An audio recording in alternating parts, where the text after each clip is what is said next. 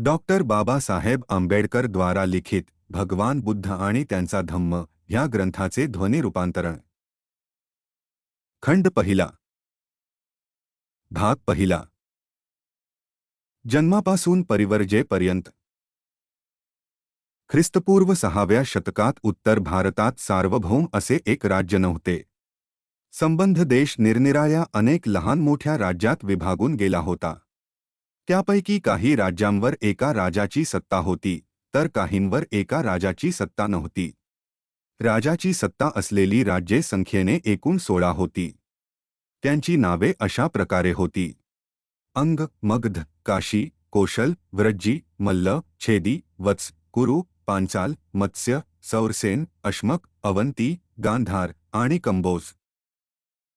ज्या राज्यांवर राजाची अधिसत्ता नव्हती ती अशा प्रकारे होती: कपिलवस्तूचे शाक्य, पावा व कुशीनारा येथील मल्ल, वैशालीचे लिच्छवी, मिथिलेचे विदेह, रामग्रामचे कोलिय, अल्लकप्पचे बळी, रेस्पुत्तचे कलिंग, पिप्पल वनाचे मौर्य आणि ज्यांची राजधानी सिसुमारगिरी होती ते भग्ग। ज्या राज्यांवर राजाची सत्ता होती त्या राज्यांना जनपद म्हणत, आणि ज्यावर राजाची सत्ता नव्हती त्या राज्यांना संघ किंवा गणराज्य असे म्हणत असत। कपिलवस्तू येथील शाक्यांच्या शासन पद्धतीविषयी विशेष अशी माहिती मिळत नाही। या राज्याची शासन व्यवस्था प्रजासत्ताक होती की त्यावर काही विशिष्ट लोकांची सत्ता होती हे समजत नाही। तथापि हे मात्र निश्चित की शाक्यांच्या गणतंत्र राज्यात अनेक राजवंश होते व ते आळीपाळीने राजसत्ता चालवित होते। अशा प्रकारे राजसत्ता चालविणाऱ्या राजघराण्याच्या प्रमुखाला राजा अशी संज्ञा होती। सिद्धार्थ गौतमाच्या जन्माच्या वेळी राजपद धारण करण्याची पाळी शुद्धोधनाची होती। शाक्यांचे राज्य भारत वर्षाच्या ईशान्य कोपऱ्यात वसले होते। ते एक स्वतंत्र राज्य होते, परंतु कालांतराने कोशल देशाच्या राजाने शाक्यांवर आपले आधिपत्य प्रस्थापित करण्यात यश मिळविले। कोशलाधिपतीच्या अधिसत्तेमुळे शाक्यांना कोशल राजाच्या अनुज्ञेखेरीज आपल्या राजसत्तेचे काही अधिकार वापरणे अशक्य झाले होते। तत्कालीन राज्यात कोशल राज्य हे एक सामर्थ्यशाली राज्य होते। मगधाचेही राज्य तसेच प्रबळ होते। कोशल देशाचा राजा प्रसेनजित व मगध देशाचा राजा बिंबिसार हे सिद्धार्थ गौतमाचे समकालीन होते। शाक्यांच्या राजधानीचे नाव कपिलवस्तू हे होते। कदाचित हे नाव थोर बुद्धिवादी तत्ववेत्ता कपिल मुनी यांच्या नावावरून पडलेले असावे। कपिलवस्तू मध्ये जयसेन नावाचा एक शाक्य राहत होता। सिंहहनू नावाचा त्याला एक मुलगा होता। सिंहहनूचा विवाह कच्चनाशी झाला होता। त्याला शुद्धोधन, धौतोधन, शुक्लोधन, शाक्योधन व अमितोधन असे 5 पुत्र होते। या 5 पुत्रांशिवाय सिंहहनूला अमिता व प्रमिता या नावांच्या 2 कन्या होत्या। त्याच्या कुटुंबाचे गोत्र आदित्य होते। शुद्धोधनाचा विवाह महामायेशी झाला होता। तिच्या पित्याचे नाव अंजन व आईचे नाव सुलक्षणा असे होते। अंजन हा कोलिय वंशातील होता। तो देवदह नावाच्या गावी राहत होता। शुद्धोधन हा मोठा योद्धा होता। जेव्हा शुद्धोधनाने शूरपणा दाखविला तेव्हाच त्याला दुसरी पत्नी करण्याची अनुमती देण्यात आली व त्याने दुसरी पत्नी म्हणून महाप्रजापतीची निवड केली। ती महामायेची वडील बहीण होती। शुद्धोधन फार श्रीमंत होता। त्याच्या मालकीची भूमी विस्तृत होती व त्याचे पुष्कळ नोकर चाकर होते। असे म्हणतात की त्याच्या मालकीची जमीन नांगरण्यासाठी 1000 नांगर चालत असत। तो ऐशारामात राहत होता। त्याचे अनेक महाल होते। शुद्धोधनाला सिद्धार्थ गौतम हा पुत्र झाला। त्याच्या जन्माची कथा अशी आहे: शाक्य लोकांत प्रतिवर्षी आषाढ महिन्यात येणारा एक उत्सव पाळण्याची प्रथा होती। सर्व शाक्य लोक आणि त्याप्रमाणे राजघराण्यातील मंडळी हा महोत्सव साजरा करीत असत। हा महोत्सव 7 दिवस साजरा करण्याची पद्धत होती। एकदा महामायेने हा महोत्सव मोठ्या थाटामाटात पुष्पमाला, सुगंध आदी वस्तूंचा उपयोग करून, परंतु मद्यपानादी उत्तेजक वस्तू वर्ज्य करून साजरा करण्याचे ठरविले। उत्सवाच्या 7व्या दिवशी ती भल्या पहाटे उठली। सुगंधी पाण्याने तिने आंघोळ केली।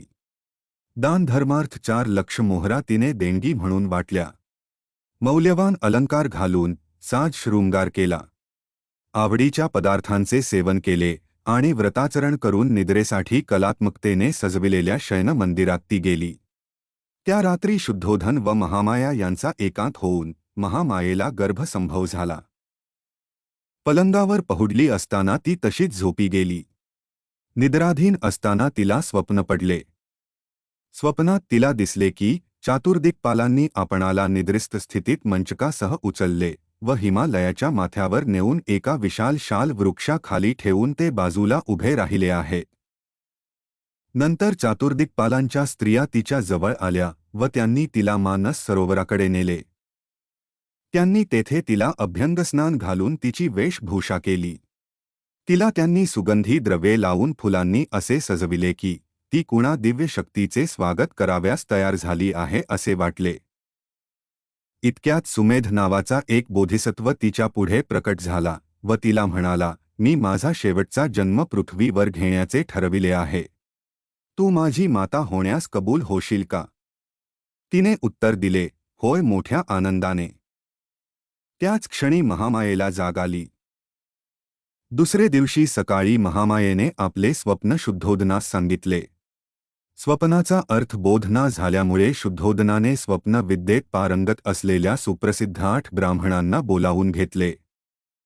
त्यांची नावे राम, धन, लखखण, मंती, यण, सुयाम, भोग व सुदत्त अशी होती. शुद्धोधनाने त्यांच्या स्वागताची यथायोग्य तयारी केली. त्याने सेवकांकडून जमिनीवर फुलांचे सडे घालून त्या ब्राह्मणांसाठी उच्चासने मांडली. त्याने त्या ब्राह्मणांची पात्रे सोन्याचांदीने भरून घृत मधुयुक्त व साखर मिश्रित दूध भाताचे सुग्रास भोजन देऊन त्यांस संतुष्ट केले. याशिवाय त्यांना नवी वस्त्रे, गायी इत्यादीचे दान दिले. ब्राह्मण संतुष्ट झाल्यावर शुद्धोदनाने महामायेला पडलेले स्वप्न त्यांना सांगितले आणि तो म्हणाला, या स्वप्नाचा अर्थ मला सांगा. राजा, चिंता करू नकोस. ब्राह्मण म्हणाले, तुला एक असा पुत्र होईल की जर तो संसारात राहिला तर तो सार्वभौम सम्राट होईल, पण संसार त्याग करून जर तो संन्यासी झाला तर तो विश्वातील अज्ञान अंधकार नाहीसा करणारा भगवान बुद्ध होईल. पात्रातील तेलाप्रमाणे महामायेने 10 महिने बोधिसत्वाला आपल्या गर्भात धारण केले. तिचा प्रसूती काळ जवळ येऊ लागताच प्रसूतीसाठी आपल्या माहेरी जाण्याची तिने इच्छा व्यक्त केली. आपल्या पतीला ती म्हणाली, माझ्या पित्याच्या देवदह नगरीला मी जाऊ इच्छिते. तुझ्या इच्छेप्रमाणे होईल, राजाने उत्तर दिले. सोन्याच्या पालखीत बसवून शुद्धोदनाने मोठ्या लवाजम्यासहित तिला तिच्या पित्याच्या घरी पाठविले. देवदहला जात असताना मार्गात फुलांनी बहरलेल्या तसेच पुष्पविरहित अशा वृक्षांच्या आल्हाददायक गर्द वनराईतून महामायेला जावे लागणार होते. तेच लुंबिनी वन होय. लुंबिनी वनातून पालखी नेली जात असताना ते वन स्वर्गीय अशा चित्रलता वनाप्रमाणे किंवा एखाद्या महाप्रतापी राजाच्या स्वागतासाठी सुशोभित केलेल्या मंडपासारखे भासत होते. बुंध्यापासून फांद्यांच्या शेंड्यापर्यंत तेथील वृक्ष फुला फळांनी ओथंबलेले होते. त्यावर नाना रंगांचे असंख्य भ्रमर चित्र विचित्र आवाजात गुंजारव करीत होते आणि निरनिराळ्या प्रकारचे पक्षीगण मंजूळ स्वरालाप काढीत होते. तेथील मनोरम दृश्य पाहून महामायेच्या मनात तेथे थांबून काही काळ क्रीडा विहार करण्याची इच्छा उत्पन्न झाली. म्हणून तिने पालखी वाहणाऱ्या सेवकांस आपली पालखी शाल वृक्षाच्या कुंजात नेऊन उतरविण्यास व तेथे उभे राहण्यास सांगितले.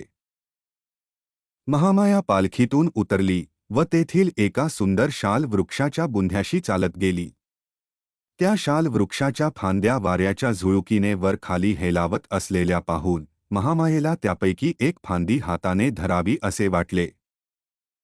सुदैवाने एक फांदी सहजगत्या तिला धरता येईल एवढी खाली आली. इतक्यात ती आपल्या पायाच्या चवड्यावर उभी राहिली व तिने ती फांदी हाताने धरली. तेवढ्यात फांदी वर गेल्यामुळे झटक्याने महामायावर उचलली गेली आणि अशा प्रकारे हल्ल्यामुळे तिला प्रसूतीच्या वेदना होऊ लागल्या. शाल वृक्षाची फांदी हातात धरली असताना उभ्यानेच तिने मुलाला जन्म दिला. त्या मुलाचा जन्म ख्रिस्तपूर्व 563व्या वर्षी वैशाखी पौर्णिमेला झाला. शुद्धोधन व महामाया यांचा विवाह होऊन पुष्कळ वर्ष झाली होती, परंतु त्यांच्या पोटी संतान नव्हते आणि म्हणून पुत्रप्राप्ती झाली तेव्हा शुद्धोधनाने व त्याच्या परिवाराने आणि सर्व शाक्यांनी पुत्रजन्माचा तो उत्सव मोठ्या हर्षोल्हासाने थाटामाटात साजरा केला. पुत्रजन्माच्या या वेळी कपिलवस्तूचे राजपद भूषविण्याची पाळी शुद्धोधनाची होती. अर्थात त्यामुळे त्या बालकाला युवराज म्हणून संबोधण्यात येऊ लागले. ज्यावेळी या बालकाचा जन्म झाला त्यावेळी असित नावाचा एक महान तपस्वी ऋषी हिमालय पर्वतावर राहत होता.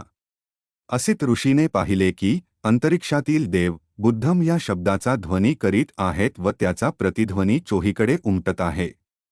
त्याने पाहिले की ते आपली वस्त्र व आभूषणे मिरवित इकडे तिकडे हर्षभराने फिरत आहेत. त्याने विचार केला की ज्या ठिकाणी बुद्धाने जन्म घेतला आहे तेथे मी का जाऊ नये.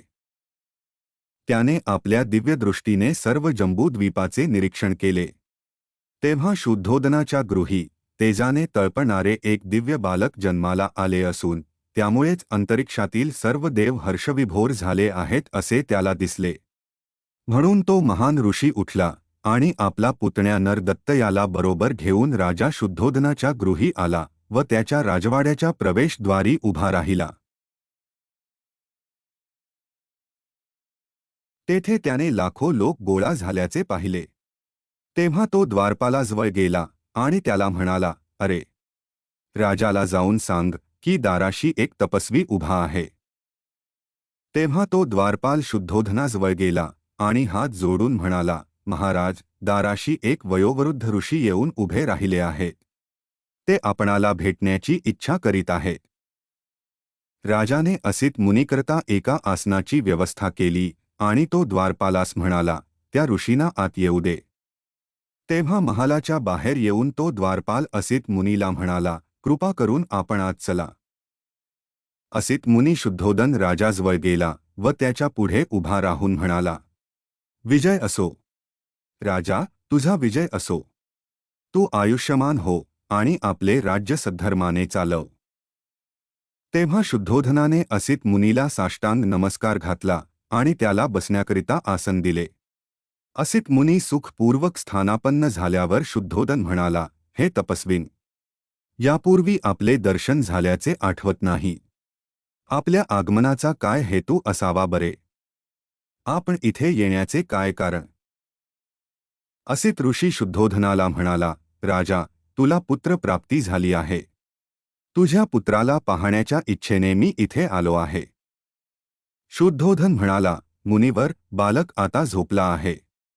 थोडा वेळ आपण थांबण्याची कृपा कराल का? ऋषी म्हणाला, राजा, असले थोर महात्मे जास्त वेळ झोपत नाहीत. हे थोर महात्मे स्वभावतः जागृत असतात. इतक्यात त्या महान ऋषीवर अनुकंपा दाखवून त्या बालकाने आपण जागे झाल्याची हालचाल केली. बालक जागे झालेले पाहताच शुद्धोदनाने आपल्या दोन्ही हातांनी त्याला उचलून घेऊन ऋषीच्या समोर आणले. असित ऋषीने त्या बालकाला निरखून पाहिले तेव्हा ते बालक महापुरुषाच्या 32 लक्षणांनी व 80 शुभ चिन्हांनी युक्त असलेले त्यास दिसले. त्याने पाहिले की त्याचा देह शक्र व ब्रह्मा यांच्यापेक्षाही अधिक तेजस्वी आहे व त्याचे तेजोमंडल त्यांच्यापेक्षा शतसहस्रपटीने अधिक दैदिप्यमान आहे. असित ऋषीच्या मुखातून त्वरित उद्गार निघाले, निस्संदेह या पृथ्वी तलावर हा अलौकिक पुरुष अवतरला आहे. असे म्हणून असित मुनी आपल्या आसनावरून उठले व आपले दोन्ही हात जोडून त्यांनी त्या बालकाला साष्टांग नमस्कार घातला. त्यांनी बालकाभोवती प्रदक्षिणा घातली आणि त्याला आपल्या हातात घेऊन ध्यानमग्न स्थितीत ते उभे राहिले. असित ऋषीला पूर्वीची सुपरिचित भविष्यवाणी माहीत होती. गौतमाप्रमाणे महापुरुषांच्या 32 लक्षणांनी युक्त असलेल्यांच्या पुढे 2च मार्ग असतात, तिसरा मार्ग नाही. जर तो संसारी जीवनात राहिला तर चक्रवर्ती सम्राट होईल, परंतु जर गृहत्याग करून त्याने संन्यास घेतला तर तो सम्यक संबुद्ध असा बुद्ध होणार. असित ऋषीला खात्री होती की हे बालक गृहस्थी जीवनात राहणार नाही.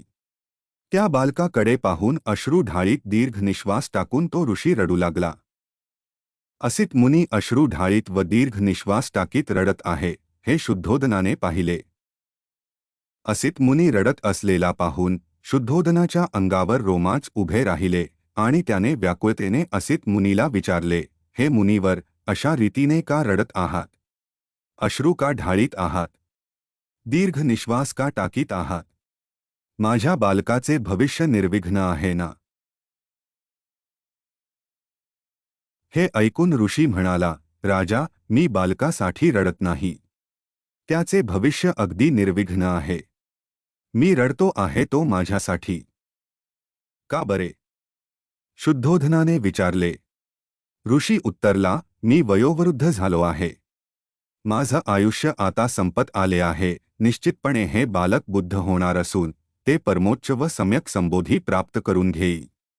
तदनंतर आजवर या पृथ्वी तलावर जे कोणी करू शकले नाही, ते धर्मचक्र प्रवर्तन हे बालक करील. जगताच्या सुख समृद्धीसाठी तो आपल्या महान तत्वाचा उपदेश करील. ज्या धार्मिक जीवनाची तो घोषणा करील, ते जीवन आरंभीही कल्याणकारक, मध्येही कल्याणकारक आणि अंतीही कल्याणकारक असेच असेल. ते शब्द व शब्दाचा भावार्थ यांनी परिपूर्ण, शुद्ध आणि पवित्र असेच असेल.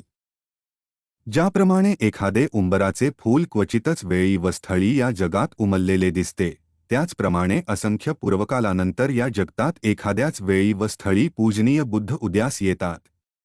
त्याचप्रमाणे, हे राजा, हा मुलगा सुद्धा निसंशय परमज्ञान प्राप्त करून, संबोधी प्राप्त करून घेईल आणि असंख्य जीवांना दुःखाच्या सागरातून तरून नेऊन परमसुखाची स्थिती प्राप्त करून देईल. परंतु मी त्या बुद्धाला पाहू शकणार नाही, म्हणून मी रडतो आहे आणि या दुःखामुळेच हा असा दीर्घ निश्वास टाकीत आहे. कारण मला या बुद्धाची पूजा कराव्यास मिळणार नाही. तदनंतर राजाने त्या थोर असित ऋषीला आणि त्याचा पुतण्या नरदत्त याला यथा योग्य भोजन देऊन संतुष्ट केले. त्यांना वस्त्रदान देऊन त्यांच्या भोवती प्रदक्षिणा घालून वंदन केले. तेव्हा असित मुनी आपला पुतण्या नरदत्त याला म्हणाला, नरदत्ता, जेव्हा हे बालक बुद्ध झाल्याचे तू ऐकशील, तेव्हा त्याच्याकडे जाऊन त्याच्या ज्ञान मार्गाचा अनुग्रह कर. ते तुला सुख शांतीचे व कल्याणप्रद ठरेल. असे म्हणून असित मुनीने राजाची अनुज्ञा घेऊन तो आपल्या आश्रमाकडे निघून गेला. 5व्या दिवशी नामकरणविधी करण्यात आला. मुलाचे नाव सिद्धार्थ असे ठेवण्यात आले. त्याचे गोत्रनाम गौतम होते, म्हणून त्याला सिद्धार्थ गौतम या नावाने लोक संबोधित करू लागले. मुलाच्या जन्माचा आनंदोत्सव व नामकरण विधी समारंभ चालू असतानाच महामाया एकाएकी आजारी पडली व तिचे दुखणे बळावू लागले. आपला अंतकाल जवळ आला आहे असे ओळखून तिने राजा शुद्धोदनाला व प्रजापतीला आपल्या रुग्णशय्येजवळ बोलाविले आणि म्हटले, माझ्या मुलाबद्दल असित मुनीने जे भविष्य वर्तविले आहे ते खरे होईल, याचा मला विश्वास वाटत आहे. मला दुःख एवढंच वाटते की ते खरे ठरलेले पाहण्यासाठी मी जिवंत राहणार नाही. माझं बाळ आता लवकरच मातृहीन होईल, परंतु माझ्या मागे माझ्या मुलाचे काळजीपूर्वक लालन पालन होईल किंवा नाही व त्याच्या भवितव्याला अनुलक्षून त्याची योग्य प्रकारे जोपासना केली जाईल किंवा नाही, याबद्दल मला मुळीच चिंता वाटत नाही. प्रजापती, माझे बाळ मी तुझ्या स्वाधीन करते आहे. त्याच्या आईपेक्षाही तू त्याचा चांगला सांभाळ करशील याबद्दल मला मुळीच शंका वाटत नाही. आता कष्टी होऊ नका. मला इहलोक सोडण्याची आज्ञा द्या. देवाचं बोलावणं आलं आहे, त्याचे दूत मला घेऊन जाण्यासाठी थांबले आहेत. असे म्हणून महामायेने प्राण सोडला. शुद्धोदन व प्रजापती या दोघांनाही दुःखावेग अनावर झाला व त्यांनी रडून आक्रोश केला. सिद्धार्थाच्या मातेचे देहावसान झाले तेव्हा तो अवघा 7 दिवसांचा होता. सिद्धार्थाचा नंद नावाचा एक धाकटा भाऊ होता. शुद्धोदनाचा महाप्रजापतीपासून झालेला तो पुत्र होता.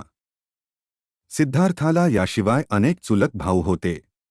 महानाम व अनुरुद्ध हे त्याचा चुलता शुक्लोदन याचे पुत्र. आनंद हा त्याचा चुलता अमितोदन याचा पुत्र व देवदत्त हा त्याची मावशी अमिता हिचा पुत्र होता. महानाम हा सिद्धार्थापेक्षा वयाने वडील होता व आनंद हा लहान होता. त्यांच्या सोबतीत सिद्धार्थ लहानाचा मोठा झाला. जेव्हा सिद्धार्थ चालू आणि बोलू लागला तेव्हा शाक्यातील वयोवृद्ध जाणते लोक एकत्र जमले व त्यांनी शुद्धोधनाला सांगितले की मुलाला अभया नावाच्या ग्रामदेवतेच्या देवळात दर्शनाला नेले पाहिजे. शुद्धोधन कबूल झाला व त्याने मुलाला कपडे घालण्यास महाप्रजापतीला सांगितले. ती त्याला कपडे करीत असताना बाळ सिद्धार्थाने गोड आवाजात आपल्याला कुठे नेले जात आहे हे आपल्या मावशीला विचारले. जेव्हा त्याला समजले की आपल्याला देवळात नेले जात आहे तेव्हा तो हसला. तथापि शाक्यांच्या रीतिरिवाजानुसार तो देवळात गेला. वयाच्या 8व्या वर्षी सिद्धार्थाच्या विद्याभ्यासास सुरुवात झाली. महामायेच्या स्वप्नाचा अर्थ सांगण्यासाठी शुद्धोदनाने ज्या 8 ब्राह्मणांना बोलाविले होते व ज्यांनी सिद्धार्थाचे भविष्य कथन केले होते ते त्याचे प्रारंभीचे गुरु झाले. त्यांना जे काही ज्ञान होते ते सर्व त्यांनी सिद्धार्थाला शिकविल्यानंतर शुद्धोधनाने उदिच्च देशातील थोर कुळात जन्मलेल्या व उच्च परंपरा असलेल्या सब्बमित्ताला बोलावून घेतले. सब्बमित्त हा भाषाशास्त्र, व्याकरणशास्त्र, वेद, वेदांगे आणि उपनिषदे या सर्वात पारंगत होता. शुद्धोदनाने त्याच्या हातावर सुवर्ण कलशातून उदक प्रदान करून सिद्धार्थाला अध्ययनासाठी त्याच्या स्वाधीन केले. हा त्याचा दुसरा गुरु. त्याच्या हाताखाली सिद्धार्थ गौतमाने तत्कालीन सर्व दर्शनशास्त्रे आत्मसात केली. याशिवाय त्याने आलारकालामाचा शिष्य भारद्वाज याजकडून ध्यानधारणेची विद्या संपादिली. भारद्वाजाचा आश्रम कपिलवस्तू येथे होता. जेव्हा तो आपल्या पित्याच्या शेतावर जात असे व जेव्हा त्या ठिकाणी त्याला काही काम नसे त्यावेळी तो एकांत स्थळी जाऊन समाधी लावण्याचा यत्न करीत बसे. त्याच्या बौद्धिक विकासासाठी आवश्यक त्या सर्व गोष्टी केल्या जात असताना क्षत्रियाला आवश्यक अशा युद्धविद्येच्या शिक्षणाकडे दुर्लक्ष केले जात नव्हते. कारण आपल्या मुलाचा मानसिक विकास करताना त्याच्या पौरुषत्वाच्या विकासाकडे दुर्लक्ष करण्याची चूक आपल्या हातून होऊ नये याची दक्षता शुद्धोधन घेत असे. सिद्धार्थ दयाशील प्रवृत्तीचा होता. माणसाने माणसाची पिळवणूक करावी हे त्याला आवडत नसे. एकदा तो आपल्या काही मित्रांच्या बरोबर आपल्या पित्याच्या शेतावर गेला. तेथे त्याने अंगावरील अगदी थोडक्या वस्त्रांनीशी अंग भाजून काढणाऱ्या कडक उन्हात जमीन नांगरणे, बांध घालणे, झाडे तोडणे इत्यादी कामे करीत असलेले मजूर पाहिले. ते दृश्य पाहून तो अतिशय हळहळला. तो आपल्या मित्रांना म्हणाला, एका माणसाने दुसऱ्याची पिळवणूक करावी हे योग्य ठरते काय? मजुराने कष्ट करावे व त्याच्या कष्टाच्या फळावर मालकाने आपले जीवन जगावे हे कसे बरोबर असू शकेल? त्याच्या मित्रांना यावर काय उत्तर द्यावे हे कळेना. कारण ते जुन्या परंपरेचे तत्वज्ञान मानणारे होते. त्यांच्या मते मजुराचा जन्म हा आपल्या धन्याची चाकरी करण्यासाठीच आहे आणि आपल्या धन्याची चाकरी करण्यातच त्याच्या जीवनाची इति कर्तव्यता आहे. शाक्य लोक वप्रमंगल नावाचा एक उत्सव साजरा करीत असत. हा ग्रामीण लोकांनी धान्याच्या पेरणीच्या दिवशी साजरा करावयाचा उत्सव होता. शाक्य लोकांच्या प्रथेनुसार ह्या दिवशी प्रत्येक शाक्याला स्वतः आपल्या हाताने जमिनीत नांगर धरणे भाग पडत असे. सिद्धार्थ या प्रथेचे नेहमी पालन करीत असे. तो स्वतः नांगर धरीत असे. जरी तो विद्वान होता तरी त्याने शारीरिक श्रमाचा कधी तिरस्कार केला नाही. तो क्षत्रिय कुळात जन्मलेला होता आणि त्याला धनुर्विद्येचे आणि इतर शस्त्रे चालविण्याचे शिक्षण मिळाले होते. परंतु दुसऱ्याला निष्कारण इजा करणे त्याला आवडत नसे.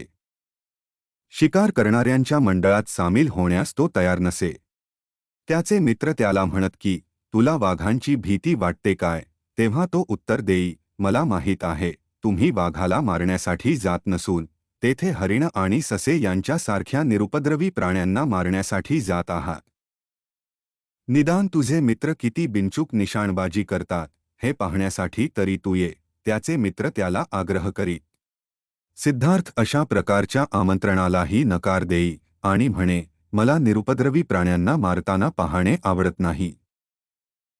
सिद्धार्थाच्या ह्या प्रवृत्तीमुळे प्रजापती गौतमी अतिशय चिंताग्रस्त होत असे. त्याच्याशी वाद घालताना ती म्हणे, तू विसरतोस की तू क्षत्रिय आहेस. लढणे हा तुझा धर्म आहे. शिकारीच्या मार्गानेच युद्धविद्येची निपुणता प्राप्त होते. कारण शिकारीने अचूक नेमबाजीचे शिक्षण मिळते. शिकार हे क्षत्रियांचे युद्धविद्येचे शिक्षण घेण्याचे एक क्षेत्र आहे. सिद्धार्थ नेहमी गौतमीला विचारित असे, पण आई, क्षत्रियांना लढावे तरी का लागते? आणि गौतमी उत्तर देई, तो त्यांचा धर्म आहे म्हणून. तिच्या उत्तराने सिद्धार्थाचे समाधान होत नसे. तो गौतमीला विचारी, मला असे सांग की माणसाला मारणे हा माणसाचा धर्म कसा होऊ शकतो? गौतमी उत्तर देई, ही प्रवृत्ती एखाद्या संन्याशाला योग्य आहे. पण क्षत्रियाने लढलेच पाहिजे. जर ते लढणार नाही तर राज्याचे संरक्षण कोण करील? पण आई, जर सगळे क्षत्रिय एकमेकांवर प्रेम करू लागले तर हिंसा न करता ते आपल्या राज्यांचे रक्षण करू शकणार नाहीत काय? यावर गौतमी निरुत्तर होई.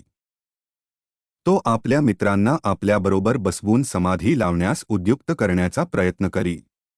त्यासाठी तो योग्य असे आसन घालून बसण्याचे त्यांना शिकवी. तो त्यांना एखाद्या विषयावर चित्त एकाग्र करण्यास शिकवी. मी सुखी व्हावे, माझे आप्तेष्ट सुखी व्हावेत, सर्व प्राणीमात्र सुखी व्हावेत, अशा प्रकारच्या विचारांची ध्यानाकरिता निवड करण्याविषयी तो त्यांना उपदेश करी. परंतु त्याचे मित्र या गोष्टीला महत्त्व देत नसे. ते त्याची हसून थट्टा करीत. ते डोळे बंद करीत, परंतु चिंतनाच्या विषयावर मन एकाग्र करणे त्यांना शक्य होत नसे. त्या विपरीत त्यांच्या दृष्टीपुढे शिकारीची हरिणे किंवा खाण्याचे गोड पदार्थ येत असत. त्याच्या पित्याला व मातेला त्याचा हा ध्यान धारणेचा ध्यास आवडत नसे. तो क्षत्रियाच्या जीवनाच्या सर्वथा विरुद्ध आहे असे त्यांना वाटे. योग्य विषयावर चित्त एकाग्र केल्याने अखिल जगातील मनुष्य मात्रावरील प्रेम भावना वृद्धंगत होते, यावर सिद्धार्थाचा विश्वास होता. या संबंधीची खात्री देताना तो म्हणे, आपण जेव्हा प्राणी मात्रांचा विचार करतो तेव्हा त्यातील भेदाभेद व असमानता यापासून सुरुवात करतो. आपण मित्रांना शत्रूपासून वेगळे करतो. आपण आपल्या पाळीव जनावरांना मनुष्य प्राण्यापासून भिन्न समजतो. आपण मित्र व पाळीव जनावरे यावर प्रेम करतो आणि शत्रू व हिंस्र पशूंचा द्वेष करतो. ही भेदरेषा आपण ओलांडली पाहिजे आणि आपण जेव्हा आपल्या चिंतनात व्यवहारी जीवनाच्या मर्यादे पलीकडे जातो तेव्हाच हे करू शकतो. अशा प्रकारची त्याची विचारधारणा होती. त्याचे बालपण परमोच्च प्रेम भावनेने व्यापलेले होते. एकदा तो आपल्या पित्याच्या शेतावर गेला होता. विश्रांतीच्या वेळी एका झाडाखाली बसून तो निसर्गाची शांती व सौंदर्याचा आस्वाद घेत होता. इतक्यात आकाशातून एक पक्षी त्याच्या समोर पडला. त्या पक्षाला बाण लागला होता व तो त्याच्या शरीरात रुतला होता.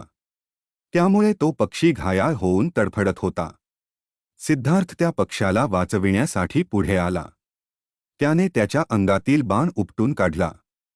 त्याच्या जखमेवर पट्टी बांधली व त्याला पिण्यासाठी पाणी दिले. त्याने त्या पक्षाला उचलले व ज्या जागी तो अगोदर बसला होता त्या जागी आला. त्याने त्या पक्षाला आपल्या उत्तरीय वस्त्रात गुंडाळले आणि ऊब देण्यासाठी त्याला आपल्या हृदयाशी धरले. सिद्धार्थाला आश्चर्य वाटले की या निष्पाप पक्षाला कोणी मारले असावे. थोड्याच वेळात त्याचा चुलत भाऊ देवदत्त शिकारीच्या सर्व आयुधांनिशी तेथे आला. त्याने सिद्धार्थाला सांगितले की आकाशात उडत असलेल्या एका पक्षाला आपण बाण मारला आहे.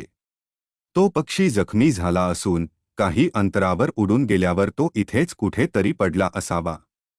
त्याला तू पाहिलेस काय? सिद्धार्थाला त्याने विचारले. सिद्धार्थ होय म्हणाला व घायाळ स्थितीतून बरा झालेला तो पक्षी त्याने त्याला दाखविला. देवदत्ताने मागणी केली की माझा पक्षी तू माझ्या स्वाधीन कर. पण सिद्धार्थाने ते नाकारले. त्यामुळे त्या दोघांमध्ये तीव्र वाद झाला. देवदत्ताचे म्हणणे होते की या पक्षाचा मालक मी आहे. कारण शिकारीच्या नियमानुसार जो शिकार करतो तोच त्या शिकारीचा मालक होतो. सिद्धार्थाने या नियमाची अधिकृतता अमान्य केली.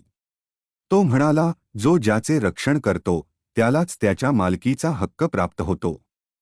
ज्याला दुसऱ्याचा जीव घ्यावयाचा असतो तो त्याचा मालक कसा होऊ शकतो? या वादात दोघांपैकी कुणीही माघार घ्यायला तयार होईना. शेवटी हा प्रश्न लवादाकडे नेण्यात आला. लवादाने सिद्धार्थ गौतमाचा दृष्टिकोनच योग्य असल्याचा निर्णय दिला. त्यामुळे देवदत्त सिद्धार्थाचा कायमचा शत्रू बनला, परंतु सिद्धार्थ गौतमाची करुणा वृत्ती इतकी उत्कट होती की आपल्या चुलत भावाची मर्जी राखण्यापेक्षा एका निष्पाप पक्षाचा जीव वाचवणे त्याने अधिक पसंत केले. सिद्धार्थ गौतमाच्या बालपणीच प्रकट झालेली त्याची स्वभावलक्षणेही अशी होती. दंडपाणी नावाचा एक शाक्य होता. त्याला यशोधरा नावाची एक मुलगी होती. ती आपल्या सौंदर्याविषयी आणि चारित्र्याविषयी प्रसिद्ध होती. यशोधरेने 16व्या वर्षात पदार्पण केले होते व दंडपाणी तिच्या लग्नाच्या चिंतेत होता. त्यावेळच्या प्रथेप्रमाणे दंडपाणीने आपल्या मुलीच्या स्वयंवरात भाग घेण्याकरिता शेजारच्या सर्व देशांतील युवकांना निमंत्रणे धाडली. सिद्धार्थ गौतमालाही निमंत्रण पाठविण्यात आले होते. सिद्धार्थ गौतमालाही 16 वर्षे पूर्ण झाली होती. त्याच्या माता पित्याला देखील त्याच्या विवाहाची अशीच काळजी लागली होती. त्यांनी त्याला त्या स्वयंवरास जाण्यास आणि यशोधरेचे पाणीग्रहण करण्यास सांगितले. त्याने आपल्या माता पित्याच्या इच्छेला मान दिला. जमलेल्या सर्व युवकांतून यशोधरेने सिद्धार्थ गौतमालाच वरिले. दंडपाणी विशेष प्रसन्न नव्हता. या विवाहाच्या यशस्वीतेबद्दल तो साशंक होता. त्याला वाटले, सिद्धार्थाला साधुमुनींच्या सहवासाचे विशेष वेड आहे.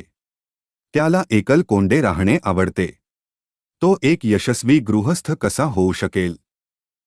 सिद्धार्थाखेरीज कुणालाही वरणार नाही असा निश्चय केलेल्या यशोधरेने आपल्या पित्याला विचारले, साधूंच्या आणि तपस्व्यांच्या सहवासात राहणे हा काय अपराध आहे का? यशोधरेला तसे मुळीच वाटत नसे.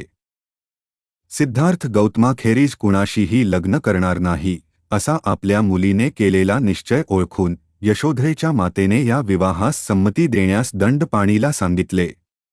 दंडपाणीनेही तशी संमती दिली. गौतमाच्या प्रतिस्पर्ध्यांची यामुळे निराशा तर झालीच, परंतु आपला अवमान झाला असे त्यांना वाटले. त्यांना वाटले की त्यांच्या बाबतीत सारखा न्याय मिळण्याच्या दृष्टीने यशोधरेने निवड करताना काही परीक्षा घेतली पाहिजे होती, पण तिने तसे काही केले नाही. त्यावेळी ते स्वस्थ बसले.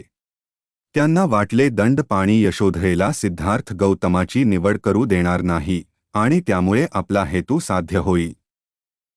परंतु दंडपाणी जेव्हा या बाबतीत अयशस्वी झाला, तेव्हा त्यांनी धीर करून अशी मागणी केली की धनुर्विद्येचे कौशल्य दाखविण्याची परीक्षा घेतली जावी. दंडपाणीला त्यांच्या मागणीला कबूल व्हावे लागले. सुरुवातीला सिद्धार्थ या बाबतीत तयार नव्हता. तेव्हा त्याने असा नकार दिल्यास त्याचा पिता, त्याचे कुळ व सर्वात अधिक यशोधरा यांना लाजेने खाली मान घालण्याचा कसा प्रसंग येईल हे त्याचा सारथी छन्न याने त्याच्या निदर्शनाला आणून दिले. त्याच्या या म्हणण्याचा सिद्धार्थाच्या मनावर फारच परिणाम झाला व त्याने त्या स्पर्धेत भाग घेण्याचे कबूल केले. स्पर्धा सुरू झाली. प्रत्येक स्पर्धकाने आपली पाळी येताच आपले कौशल्य दाखविले. गौतमाची पाळी सर्वांच्या शेवटी आली, परंतु त्याची बिनचूक निशाणबाजी सर्वश्रेष्ठ ठरली. तदनंतर विवाह समारंभ झाला. शुद्धोदन व दंडपाणी ह्या दोघांनाही आनंद झाला. त्याचप्रमाणे यशोधरेला व महाप्रजापतीलाही अत्यानंद झाला. विवाह होऊन अनेक वर्षे लोटल्यावर यशोधरेला एक पुत्र झाला. त्याचे नाव राहुल असे ठेवण्यात आले.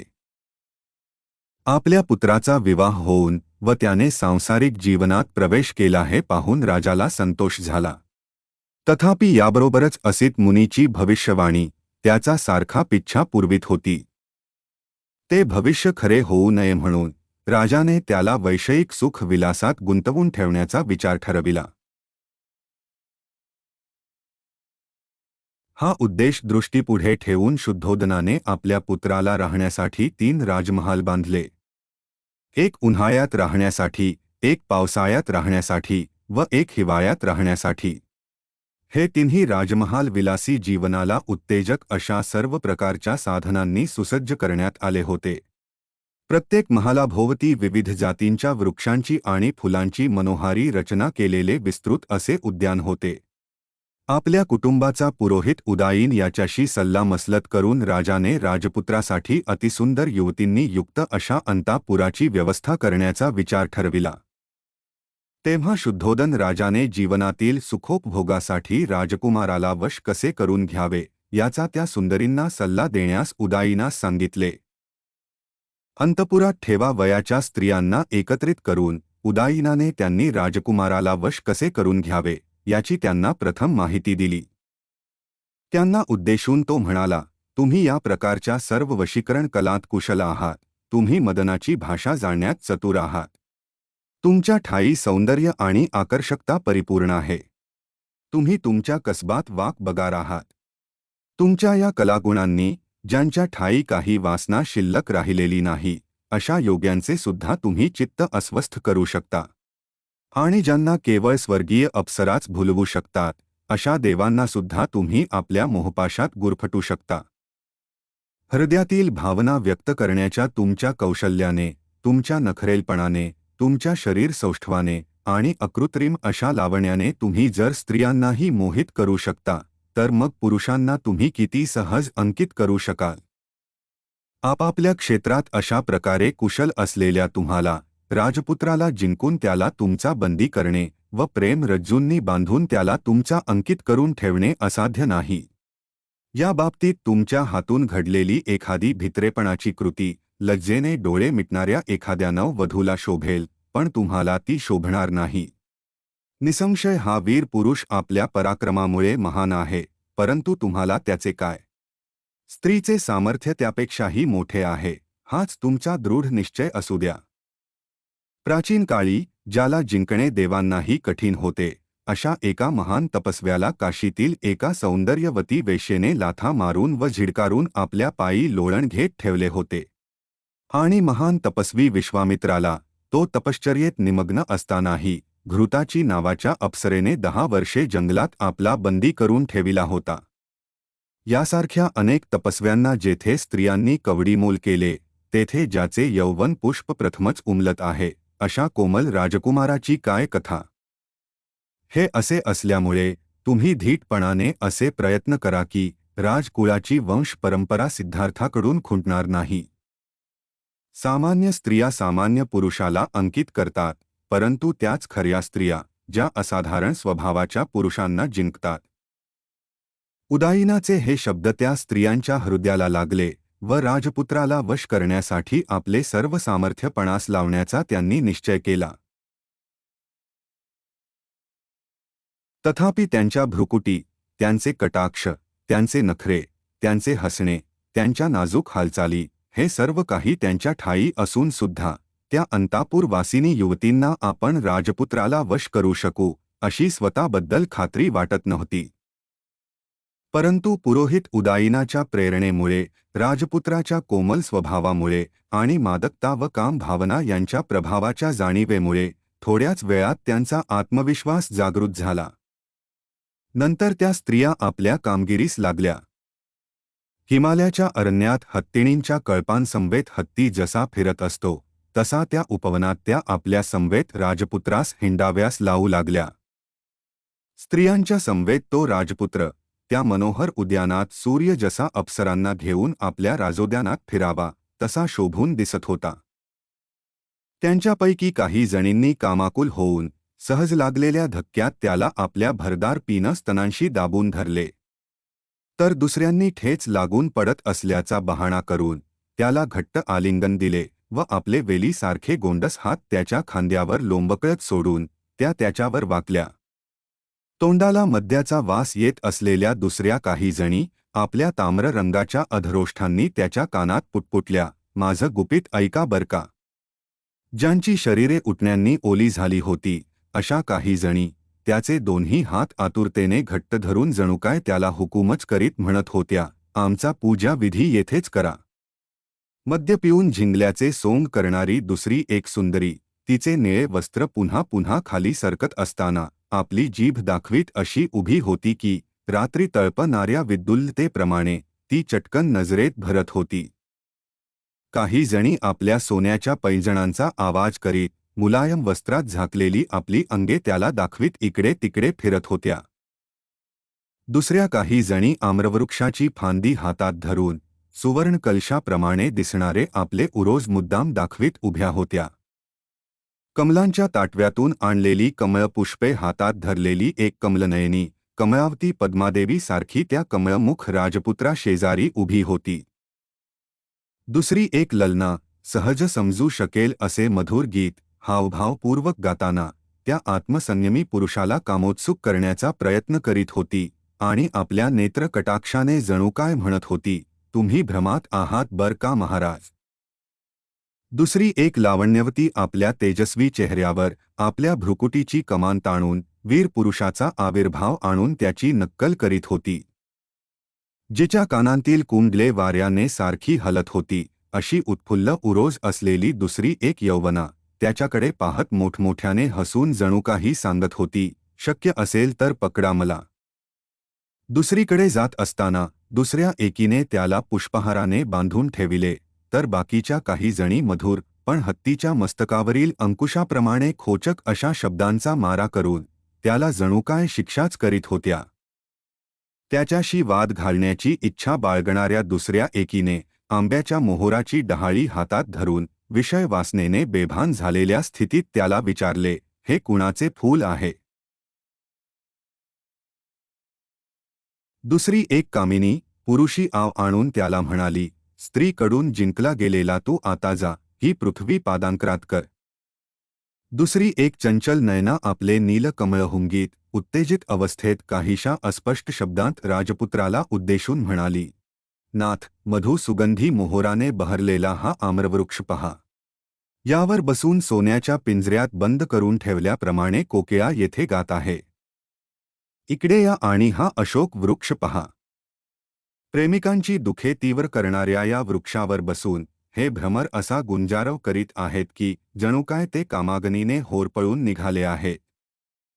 इकडे या आणि हा आम्रवृक्षाच्या कोमल डहाळीने आलिंगलेला तिलक वृक्ष तर पहा. जणू काय हळदीची उटी लावलेल्या युवतीने शुभ्र वस्त्र परिधान केलेल्या पुरुषास आलिंगन दिले आहे. हा फुललेला कुरवक पहा.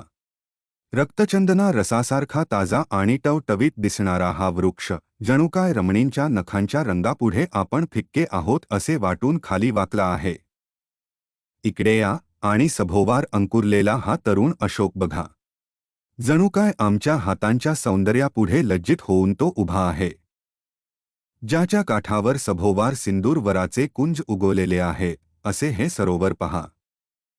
जणू काय शुभ्र व मुलायम वस्त्रांकित अशी रूप सुंदरीच आराम घेत पहुडावी असे ते दिसत आहे. स्त्री जातीचे सार्वभौम सामर्थ्य पहा.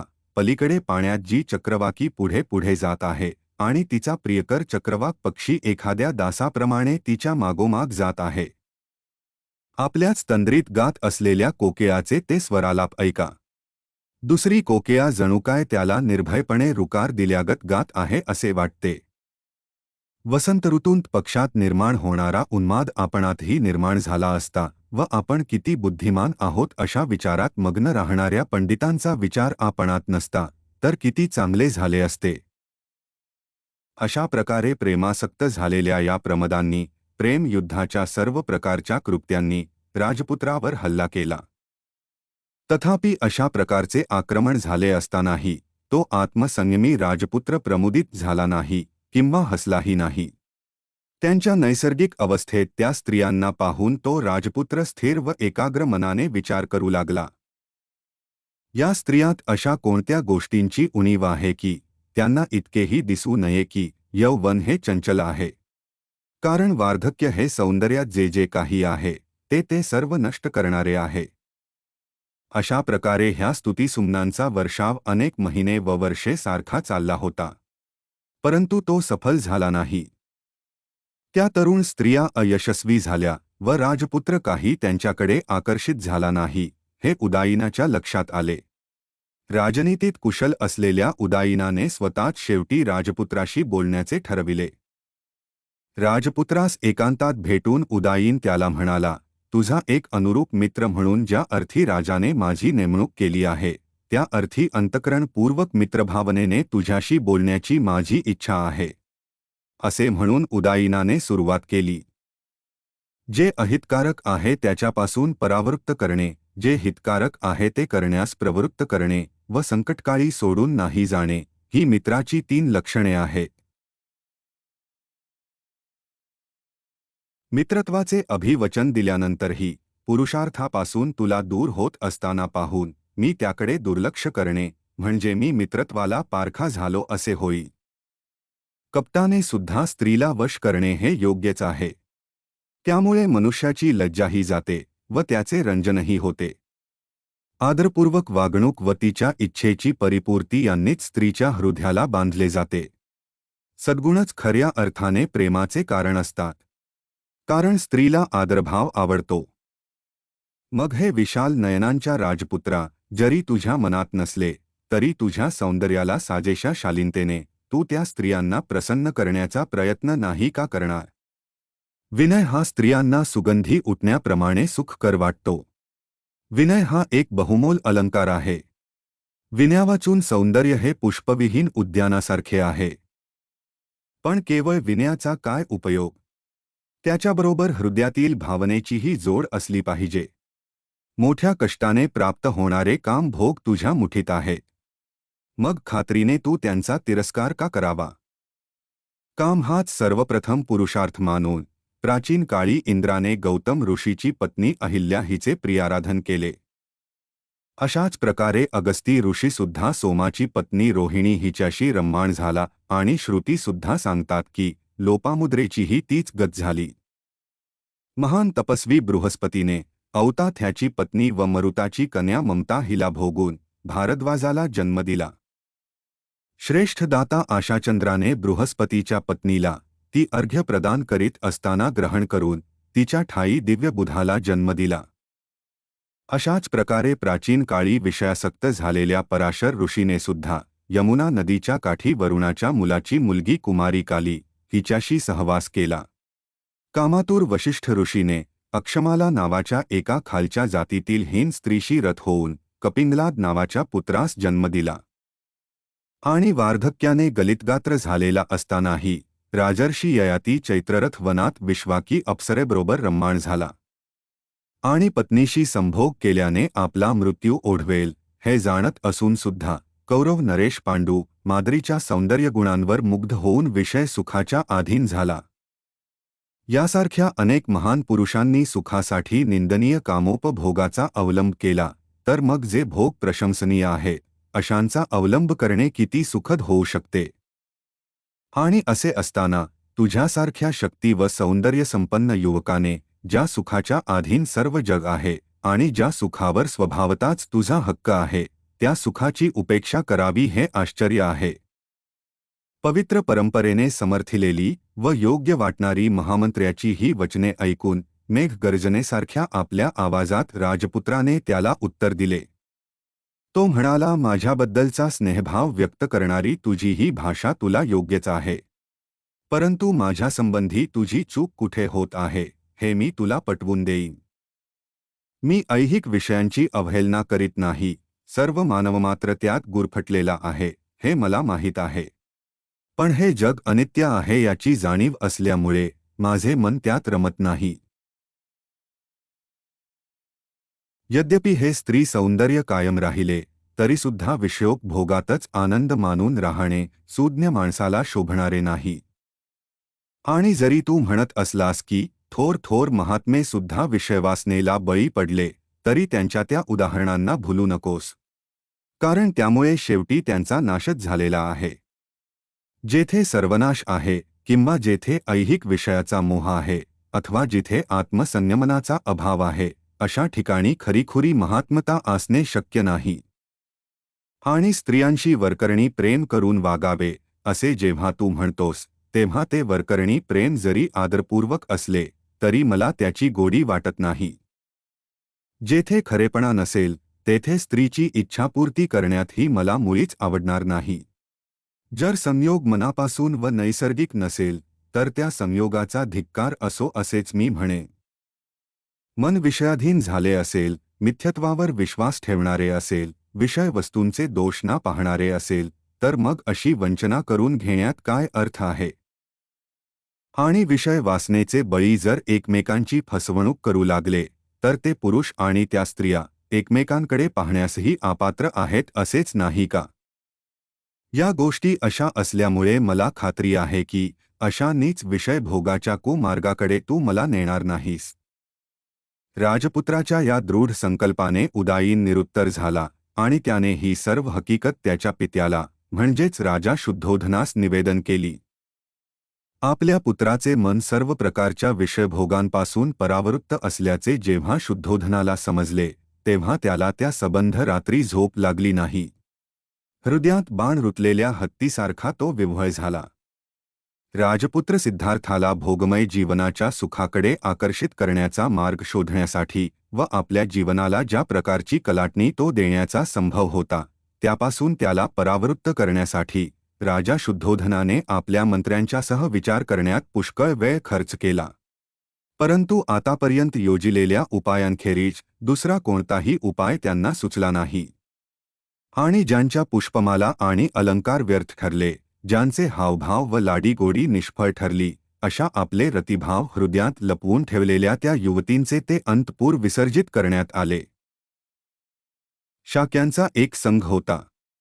वयाची 20 वर्षे झाल्यावर प्रत्येक शाक्य तरुणाला संघाची दीक्षा घ्यावी लागत असे व संघाचे सभासद व्हावे लागे. सिद्धार्थ गौतमाला 20 वर्षे पूर्ण झाली होती. संघाची दीक्षा घेऊन त्याचे सभासद होण्यास ते योग्य असे वय होते. शाक्यांचे एक सभागृह होते. त्याला ते संथागार म्हणत. ते कपिलवस्तू नगरात होते. संघाच्या सभाही ह्याच संथागारात होत असत. सिद्धार्थाला शाक्य संघाची दीक्षा देण्याच्या हेतूने शुद्धोधनाने शाक्यांच्या पुरोहिताला संघाची सभा बोलाविण्यास सांगितले. त्यानुसार कपिलवस्तू येथील शाक्यांच्या संथागारात संघाची सभा झाली. सिद्धार्थाला संघाचे सभासद करून घ्यावे म्हणून पुरोहिताने संघाच्या सभेत ठराव मांडला. तेव्हा शाक्यांचा सेनापती आपल्या जागेवर उठून उभा राहिला आणि संघाला उद्देशून त्याने पुढील प्रमाणे भाषण केले. तो म्हणाला, शाक्य वंशातील शुद्धोधनाच्या कुळात जन्मलेला सिद्धार्थ गौतम संघाचा सभासद होऊ इच्छित आहे. त्याचे वय 20 वर्षाचे असून तो सर्व दृष्टीने ह्या संघाचा सदस्य होण्यास पात्र आहे. म्हणून त्याला ह्या संघाचे सदस्य करून घ्यावे असे मी सुचवितो. माझी अशी प्रार्थना आहे की या प्रस्तावाच्या विरुद्ध असणाऱ्यांनी आपले मत व्यक्त करावे. या सूचनेविरुद्ध कोणीही बोलले नाही. सेनापती पुन्हा म्हणाला, मी दुसऱ्यांदा सांगतो की जे कोणी या ठरावाच्या विरुद्ध असतील त्यांनी बोलावे. ठरावाविरुद्ध बोलण्यास कोणीही उभे राहिले नाही. सेनापतीने पुन्हा म्हटले, मी तिसऱ्यांदा सांगतो की जे कोणी ह्या ठरावाविरुद्ध असतील त्यांनी बोलावे. तिसऱ्या वेळी सुद्धा कोणीही ठरावाविरुद्ध बोलले नाही. शाक्यांचा असा नियम होता की एखाद्या ठरावाशिवाय त्यांच्या संघात कोणतीही चर्चा होणे शक्य नव्हते व कोणताही ठराव 3 वेळा संमत झाल्याखेरीज तो संमत झाला असे जाहीर करता येत नव्हते. सेनापतीने मांडलेला ठराव 3 वेळा बिनविरोध संमत झाल्यामुळे सिद्धार्थाचा शाक्य संघात अंतर्भाव करून तो संघाचा सदस्य झाल्याचे जाहीर करण्यात आले. तदनंतर शाक्यांचा पुरोहित उभा राहिला व त्याने सिद्धार्थाला आपल्या जागी उभे राहाव्यास सांगितले. सिद्धार्थाला उद्देशून तो म्हणाला, तुला सभासद करून घेऊन संघाने तुझा बहुमान केला हे तू मानतोस ना? होय महाराज, सिद्धार्थ उत्तरला. संघाच्या सभासदत्वाची बंधने तुला ठाऊक आहेत काय? नाही महाराज, पण ती जाणून घेतल्याने मी सुखी होईन. सिद्धार्थ म्हणाला. पुरोहिताने म्हटले, प्रथम तुला मी संघाच्या सभासदाची कर्तव्य काय आहेत ती सांगतो. असे म्हणून तो पुरोहित त्याला संघाच्या सभासदाचे एक कर्तव्य सांगू लागला. तो म्हणाला, तू संघाच्या हित संबंधांचे संरक्षण तन मन धनपूर्वक केले पाहिजे. संघाच्या सभांमधून तू कधीही गैरहजर राहता कामा नये. कोणत्याही शाक्याच्या वर्तनात तुला दिसून येणारे दोष तू कोणत्याही प्रकारची भीती किंवा भीड न बाळगता उघडपणे बोलून दाखविले पाहिजे. तुझ्यावर कोणी दोषारोप ठेवला तर तू रागावून जाता कामा नये. परंतु तू जर अपराधी असशील तर तू तसे कबूल केले पाहिजे. अथवा निरपराधी असशील तर तू तसे सांगितले पाहिजे. पुरोहित पुढे म्हणाला, यानंतर मी तुला संघाच्या सभासदत्वाला तू अपात्र कसा ठरू शकशील ते सांगतो. तू बलात्कार केल्यास सभासद राहू शकणार नाहीस. तू कोणाचा खून केल्यास संघाचा सभासद राहू शकणार नाहीस. तू चोरी केलीस तर संघाचा सभासद राहू शकणार नाहीस. तू खोटी साक्ष दिल्याचा तुझ्यावर आरोप सिद्ध झाला तर तू संघाचा सभासद राहू शकणार नाहीस. सिद्धार्थाने म्हटले, महाराज, शाक्य संघाच्या शिस्तपालनाचे नियम मला सांगितल्याबद्दल मी आपला कृतज्ञ आहे. मी त्या नियमांचे त्यांच्या शब्द व आशयासहित पालन करण्याचा अधिकाधिक प्रयत्न करीन अशी मी आपणास खात्री देतो. सिद्धार्थाला शाक्य संघाचा सभासद करून घेतल्यानंतर 8 वर्षे लोटली. संघाचा तो एक निष्ठ व बाणेदार असा सभासद होता. स्वतःच्या खाजगी कामात तो जेवढे लक्ष देत असे तेवढेच लक्ष तो संघाच्या कार्यात घालीत असे. संघाचा सभासद म्हणून त्याचे वर्तन आदर्श असे होते व त्यामुळे तो सर्वांना प्रिय झाला होता. तो संघाचा सभासद झाल्यापासून 8व्या वर्षी एक अशी घटना घडली की जी शुद्धोदनाच्या कुटुंबाच्या बाबतीत एक दुर्घटना व सिद्धार्थाच्या जीवनातील एक आणीबाणीची स्थिती ठरली.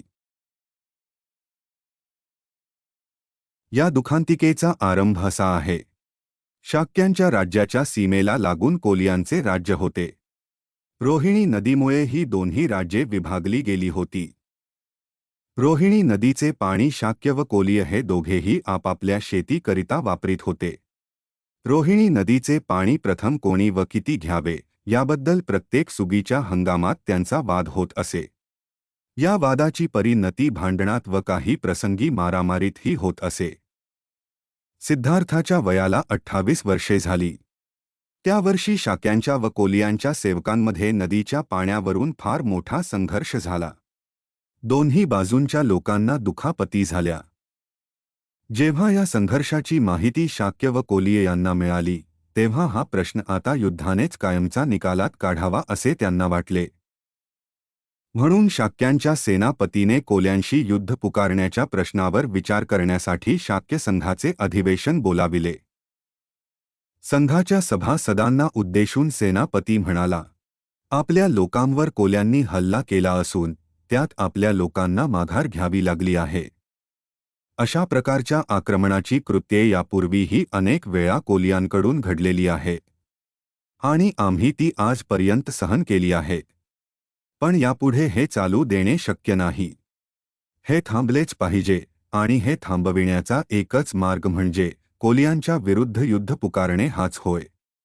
कोलियांच्या विरुद्ध संघाने युद्ध पुकारावे असा मी ठराव मांडतो. ज्यांचा विरोध असेल त्यांनी बोलावे. सिद्धार्थ गौतम आपल्या जागी उभा राहिला आणि म्हणाला, या ठरावाला माझा विरोध आहे. युद्धाने कोणताही प्रश्न सुटत नाही. युद्ध करून आपला हेतू सफल होणार नाही. त्यामुळे दुसऱ्या युद्धाची बीजे रोवली जातील. जो दुसऱ्याची हत्या करतो त्याला त्याची हत्या करणारा दुसरा भेटतो.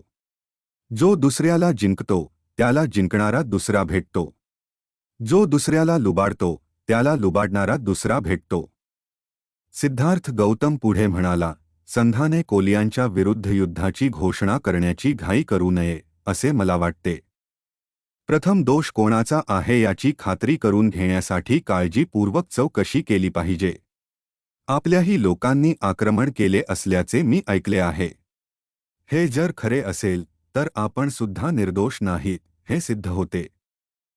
सेनापतीने उत्तर दिले, होय, आपल्या लोकांनी अतिक्रमण केले, तथापि आपण हे विसरता कामा नये की प्रथम पाणी घेण्याची ती पाळी आपलीच होती.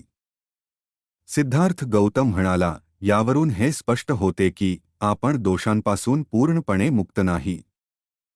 म्हणून मी असे सुचवितो की आपण आपल्यातून 2 माणसे निवडावी व कोलियांना त्यांच्यापैकी 2 माणसे निवडाव्यास सांगावे आणि या चौघांनी मिळून 5वा मनुष्य निवडून घ्यावा आणि या 5 जणांनी हे भांडण मिटवावे. सिद्धार्थ गौतमाच्या सूचनेला अनुमोदनही मिळाले. परंतु सेनापतीने या सूचनेला विरोध केला. तो म्हणाला, माझी खात्री आहे की कोलियांचा हा उपद्रव जोपर्यंत त्यांना कडक शासन केले जात नाही तोपर्यंत थांबणार नाही. यामुळे मूळ ठराव व त्याला सुचविलेली दुरुस्ती मतास टाकावी लागली. सिद्धार्थ गौतमाने सुचविलेली दुरुस्ती प्रथम मतास टाकण्यात आली. ती बहुसंख्येच्या मताधिक्याने अमान्य झाल्याचे जाहीर करण्यात आले. सेनापतीने त्यानंतर आपला स्वतःचा प्रस्ताव मतास टाकला. त्या प्रस्तावाला विरोध करण्यासाठी सिद्धार्थ गौतम पुन्हा उभा राहिला. तो म्हणाला, हा प्रस्ताव मान्य करू नये अशी मी संघाला विनंती करतो. शाक्य आणि कोलीय यांचा निकटचा संबंध आहे. त्यांनी परस्परांचा नाश करणे हे शहाणपणाचे ठरणार नाही. सिद्धार्थ गौतमाचे म्हणणे सेनापतीने खोडून काढले. त्याने जोर देऊन सांगितले की क्षत्रिय लोक युद्धात आपला आणि परका असा भेद करू शकत नाहीत. आपल्या राज्याकरिता त्यांनी आपल्या सख्ख्या भावाशी देखील लढले पाहिजे. यज्ञयागादी कर्मकांडे करणे हा ब्राह्मणांचा धर्म आहे, युद्ध करणे हा क्षत्रियांचा धर्म आहे, व्यापार करणे हा वैश्यांचा धर्म आहे, तर सेवा चाकरी करणे हा शूद्रांचा धर्म आहे. प्रत्येक वर्णाला आपला धर्म पालन करण्यात पुण्य आहे.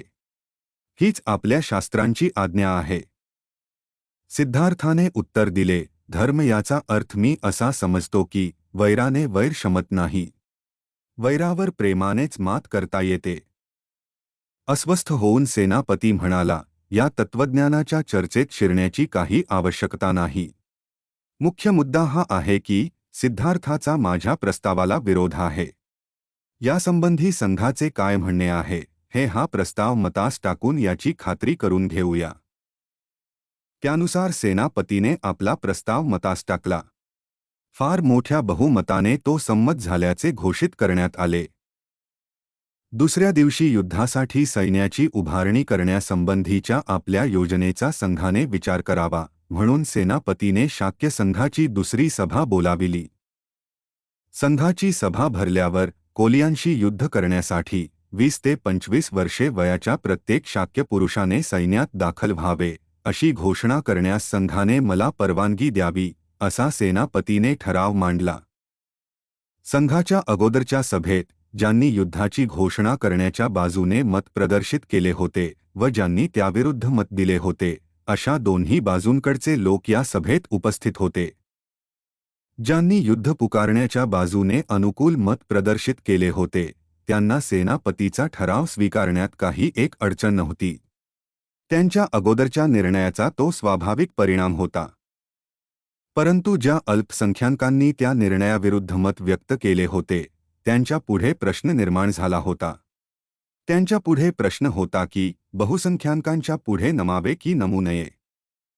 अल्पमतवाल्यांनी निश्चय केला होता की बहुमतवाल्यांच्या पुढे नमाव्याचे नाही आणि याच कारणामुळे सभेत उपस्थित राहण्याचा त्यांनी निर्णय घेतला होता. दुर्दैवाने त्यांच्यापैकी कुणालाही असे उघडपणे सांगण्याचे मनोधैर्य नव्हते. कदाचित त्यांना बहुमतवाल्यांना विरोध करण्यापासून होणाऱ्या परिणामाची जाणीव असावी. जेव्हा सिद्धार्थाने पाहिले की आपणास पाठिंबा देणारे मौन धारण करून बसले आहे तेव्हा तो उभा राहिला व संघाला उद्देशून म्हणाला, मित्रहो, तुम्हाला जे योग्य वाटेल ते तुम्ही करा. तुमच्या बाजूला बहुमत आहे. परंतु मला खेदाने म्हणावे लागत आहे की सैन्य भरतीच्या तुमच्या निर्णयाला मी विरोध करीन. मी तुमच्या सैन्यात दाखल होणार नाही आणि मी युद्धात भाग घेणार नाही. सिद्धार्थ गौतमाला उत्तर देताना सेनापतीने म्हटले, संघाचा सदस्य होताना तू घेतलेल्या शपथेची आठवण कर आणि त्यापैकी एका जरी शपथेचा भंग केलास तरी तुला लोकनिंदेला तोंड द्यावे लागेल. सिद्धार्थाने उत्तर दिले, होय, मी माझ्या तन, मन आणि धनाने शाक्यांचे हित संरक्षण करण्यासाठी वचनबद्ध आहे. पण हे युद्ध शाक्यांच्या सुहिताचे आहे असे मला वाटत नाही. शाक्यांच्या सुहितापुढे मला लोकनिंदेची काय पर्वा. कोलियांच्या बरोबर कायम तंटा करीत राहण्याच्या कारणांवरून शाक्य हे कोशलाधिपतीच्या हातचे कसे खेळणे बनले आहे याची आठवण करून देऊन सिद्धार्थाने संघाला सावधगिरीचा इशारा दिला. तो म्हणाला, हे समजणे कठीण नाही की कोशल राजाला हे युद्ध शाक्यांचे स्वातंत्र्य अधिकाधिक हरण करण्यासाठी आणखी एक सबळ कारण निर्माण करून देईल. सेनापतीला राग आला आणि सिद्धार्थाला उद्देशून तो म्हणाला, तुझे हे भाषण कौशल्य तुझ्या उपयोगी पडणार नाही. बहुमताने घेतलेल्या संघाच्या निर्णयाचे तू पालन केलेच पाहिजे. कदाचित तुला असे वाटत असेल की कौशल राजाच्या अनुज्ञे वाचून संघाची आज्ञा मोडणाऱ्याला देहांताची किंवा देशत्यागाची शिक्षा संघ देऊ शकणार नाही, आणि जर ह्यापैकी कोणतीही एक शिक्षा तुला संघाने जरी फरमावली तरी कौशल राजा त्यास आपली अनुमती देणार नाही. पण लक्षात ठेव, तुला शासन करण्याचे संघाजवळ दुसरे मार्ग आहेत. संघ तुझ्या कुटुंबावर सामाजिक बहिष्कार टाकू शकेल आणि संघ तुझ्या कुटुंबाची जमीन जप्त करू शकेल. याकरिता कौशल राजाची अनुमती मिळविण्याची संघाला आवश्यकता नाही. कोलियांशी युद्ध करण्याच्या संघाच्या योजनेला विरोध करीत राहण्यामुळे दुष्परिणाम भोगावे लागतील याची सिद्धार्थाला जाणीव झाली. त्याला 3 पर्याय विचारात घ्यावे लागले. पहिला पर्याय म्हणजे सैन्यात दाखल होऊन युद्धात सामील होणे. दुसरा, देहांतशासनाला अथवा देशत्यागाला संमती देणे. आणि तिसरा, आपल्या कुटुंबियावर सामाजिक बहिष्कार ओढवून घेऊन त्यांच्या मालमत्तेची जप्ती होऊ देण्यास तयार होणे. पहिला पर्याय ना स्वीकारण्याबद्दल त्याचा निर्धार होता. तिसऱ्या पर्यायाविषयीचा विचारच त्याला असह्य झाला. या स्थितीत त्याला दुसरा पर्यायच अधिक योग्य वाटला.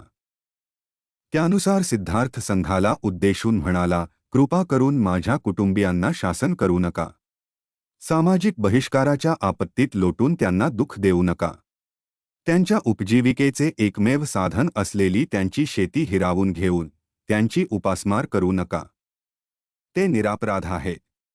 अपराधी मीच आहे. माझ्या अपराधाची शिक्षा मला एकट्यालाच भोगू द्या.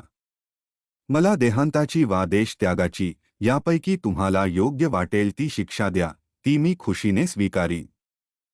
याविषयी कौशलाधिपतींकडे मी मुळीच याचना करणार नाही, याचे मी आपणास अभिवचन देतो. सेनापती म्हणाला, तुझे म्हणणे मान्य करणे कठीण आहे. कारण जरी तू देहांताची किंवा देशत्यागाची शिक्षा भोगण्यास स्वेच्छेने तयार झालास तरी ही गोष्ट कौशलाधिपतीस समजणारच, आणि तो असाच निष्कर्ष काढील की ही शिक्षा संघानेच दिली आहे आणि त्यामुळे तो संघाला जाब विचारील. सिद्धार्थ गौतम म्हणाला, हीच जर अडचण असेल तर मी एक मार्ग सुचवितो. मी परिव्राजक होतो आणि हा देश सोडून जातो. तो एक प्रकाराचा देशत्यागच होय. सेनापतीला वाटले की हा एक चांगला मार्ग आहे. तथापि सिद्धार्थाला हा मार्ग कृतीत उतरविता येईल किंवा काय याबद्दल त्याला अद्यापही शंका होती. म्हणून सेनापतीने सिद्धार्थाला विचारले, तुझ्या आई-वडिलांची आणि पत्नीची परवानगी घेतल्यावाचून तुला परिव्राजक कसे होता येणार? आपण त्यांची सहमती मिळविण्याचा आटोकाट प्रयत्न करू, असे सिद्धार्थाने त्याला अभिवचन दिले, आणि तो म्हणाला, त्यांची सहमती मिळो वा ना मिळो, हा देश त्वरित सोडून जाण्याचे मी तुम्हाला वचन देतो. सिद्धार्थाने सुचविलेला मार्ग हाच या बिकट समस्येतून सुटण्याचा उत्तम मार्ग आहे, असे संघाला वाटले, आणि त्याने तो मान्य केला. सभेचे कार्य संपल्यानंतर संघसभा विसर्जित होण्यापूर्वीच एक तरुण शाक्य आपल्या जागेवर उठून उभा राहिला आणि म्हणाला, कृपा करून माझे म्हणणे ऐका, मला काही महत्त्वाची गोष्ट सांगावयाची आहे. बोलण्याची परवानगी मिळाल्यावर तो म्हणाला, सिद्धार्थ गौतम आपले वचन पाळील आणि त्वरित देश त्याग करील याबद्दल मला शंका नाही. तथापि एकच प्रश्न आहे की ज्याच्यामुळे माझे समाधान होत नाही. आता ज्या अर्थी सिद्धार्थ येथून लवकरच दृष्टिआड होणार आहे, त्या अर्थी कोलियांच्या विरुद्ध युद्धाची घोषणा ताबडतोब करण्याचा संघाचा विचार आहे काय? या प्रश्नाचा संघाने अधिक विचार करावा अशी माझी इच्छा आहे.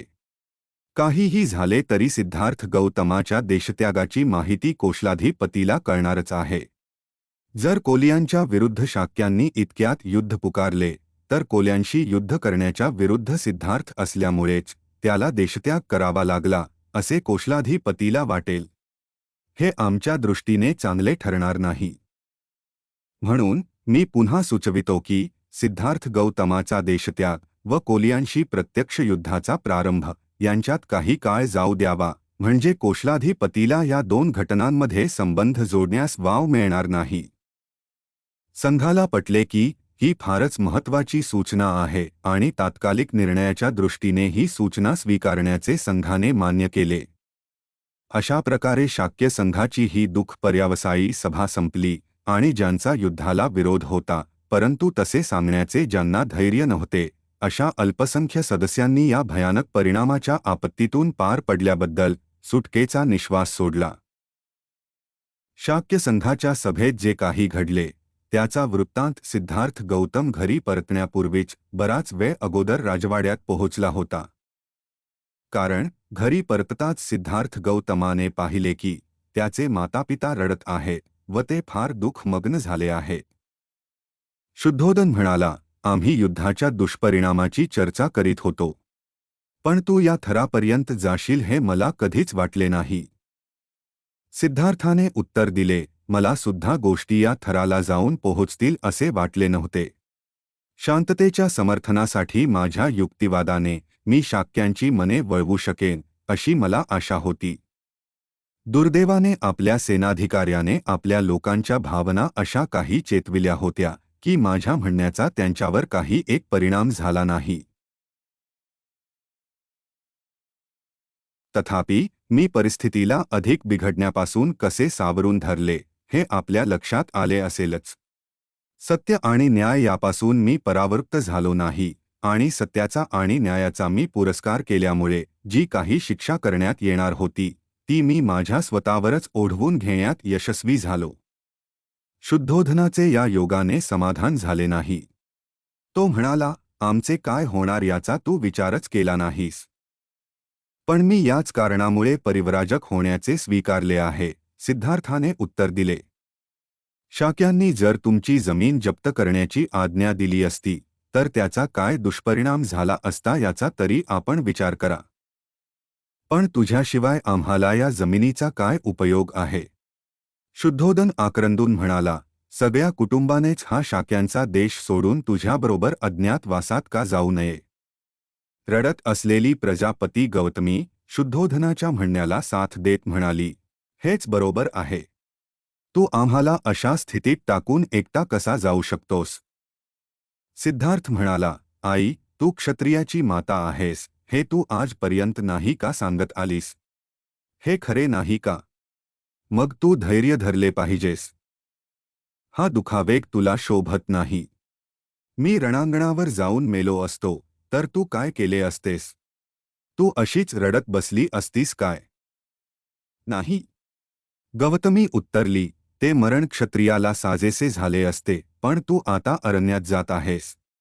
लोकांपासून अगदी दूर हिंस्त्र पशूंच्या सोबत राहण्याकरिता जात आहेस. आम्ही इथे शांततेने कसे राहणार. मी तुला सांगते, तू आम्हाला तुझ्यासोबत घेऊन चल. मी तुम्हा सर्वांना कसा काय बरोबर नेऊ. नंद अगदीच लहान मूल आहे. माझा पुत्र राहुल नुकताच जन्मला आहे. त्यांना येथे ठेवून तू येऊ शकतेस काय. सिद्धार्थाने गौतमीला विचारले. याने गौतमीचे समाधान झाले नाही. तिचे म्हणणे होते की आपण सर्वजण शाक्यांचा देश सोडून कोशलाधिपतीच्या संरक्षणाखाली राहण्याकरिता कोशल देशात जाऊन राहू शकू. पण आई, सर्व शाक्यजन काय म्हणतील. सिद्धार्थाने प्रश्न केला, याला ते देशद्रोह नाही का समजणार. शिवाय माझ्या परिवर्जेचे कारण कोशलाधिपतीला समजेल असे मी वाचेने वा कृतीने काहीही करणार नाही असे मी वचन दिले आहे. मला अरण्यात एकट्यालाच राहावे लागेल हे खरे आहे, पण यात कुठले श्रेयस्कर.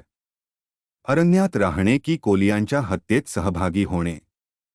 पण ही घाई कशाला. शुद्धोधन मध्येच म्हणाला. शाक्य संघाने काही काळ युद्धाचा दिवस स्थगित करण्याचा निर्णय घेतला आहे. कदाचित युद्ध सुरूच होणार नाही. मग तू परिवर्जा का स्थगित करू नये. कदाचित तुला शाक्यात राहण्याकरिता संघाकडून अनुज्ञा मिळण्याचेही शक्य आहे. सिद्धार्थाला ही कल्पना रुचली नाही. तो म्हणाला, मी परिवर्जा घेण्याचे वचन दिल्यामुळेच तर संघाने कोलियांच्या विरुद्ध युद्ध करण्याचे स्थगित केले आहे. मी परिवर्जा घेतल्यानंतर युद्धाची घोषणा मागे घेण्यास संघाला उद्युक्त करणे शक्य आहे. हे सर्व मी प्रथम परिवर्जा घेण्यावर अवलंबून आहे. मी वचन दिले आहे आणि ते मी पुरे केलेच पाहिजे. वचनभंगाचे परिणाम आपणाला व शांतीच्या पक्षाला दोघांनाही भयानक ठरतील. आई, आता माझ्या मार्गात आड येऊ नकोस. मला आज्ञा दे आणि तुझे आशीर्वाद दे. जे घडत आहे ते चांगल्यासाठीच घडत आहे. गौतमी व शुद्धोदन स्तब्ध राहिले. यानंतर सिद्धार्थ यशोधरेच्या महालात गेला. तिला पाहून तो स्तब्ध उभा राहिला. काय बोलावे व कसे बोलावे हे त्याला सुचेनासे झाले. यशोधरेनेच स्तब्धता भंग केली. ती म्हणाली, कपिलवस्तू येथे संघाच्या सभेत काय घडले ते सर्व मला समजले आहे. सिद्धार्थाने विचारले, यशोधरा, मला सांग, परिवर्जा घेण्याच्या माझ्या निश्चयाबद्दल तुला काय वाटते? त्याला वाटले की ती मूर्छित होऊन पडेल, पण तसे काही झाले नाही. आपल्या भावनांवर संपूर्णपणे नियंत्रण ठेवून ती उत्तरली, मी आपल्या जागी असते तरी आणखी दुसरे काय करू शकले असते? कोलियांच्या विरुद्ध युद्ध करण्याच्या कामी मी निश्चितपणे भागीदारीण झाले नसते. आपला निर्णय हा योग्य निर्णय आहे. माझी आपणाला अनुमती आहे आणि पाठिंबाही आहे. मी सुद्धा आपल्याबरोबर परिवर्जा घेतली असती.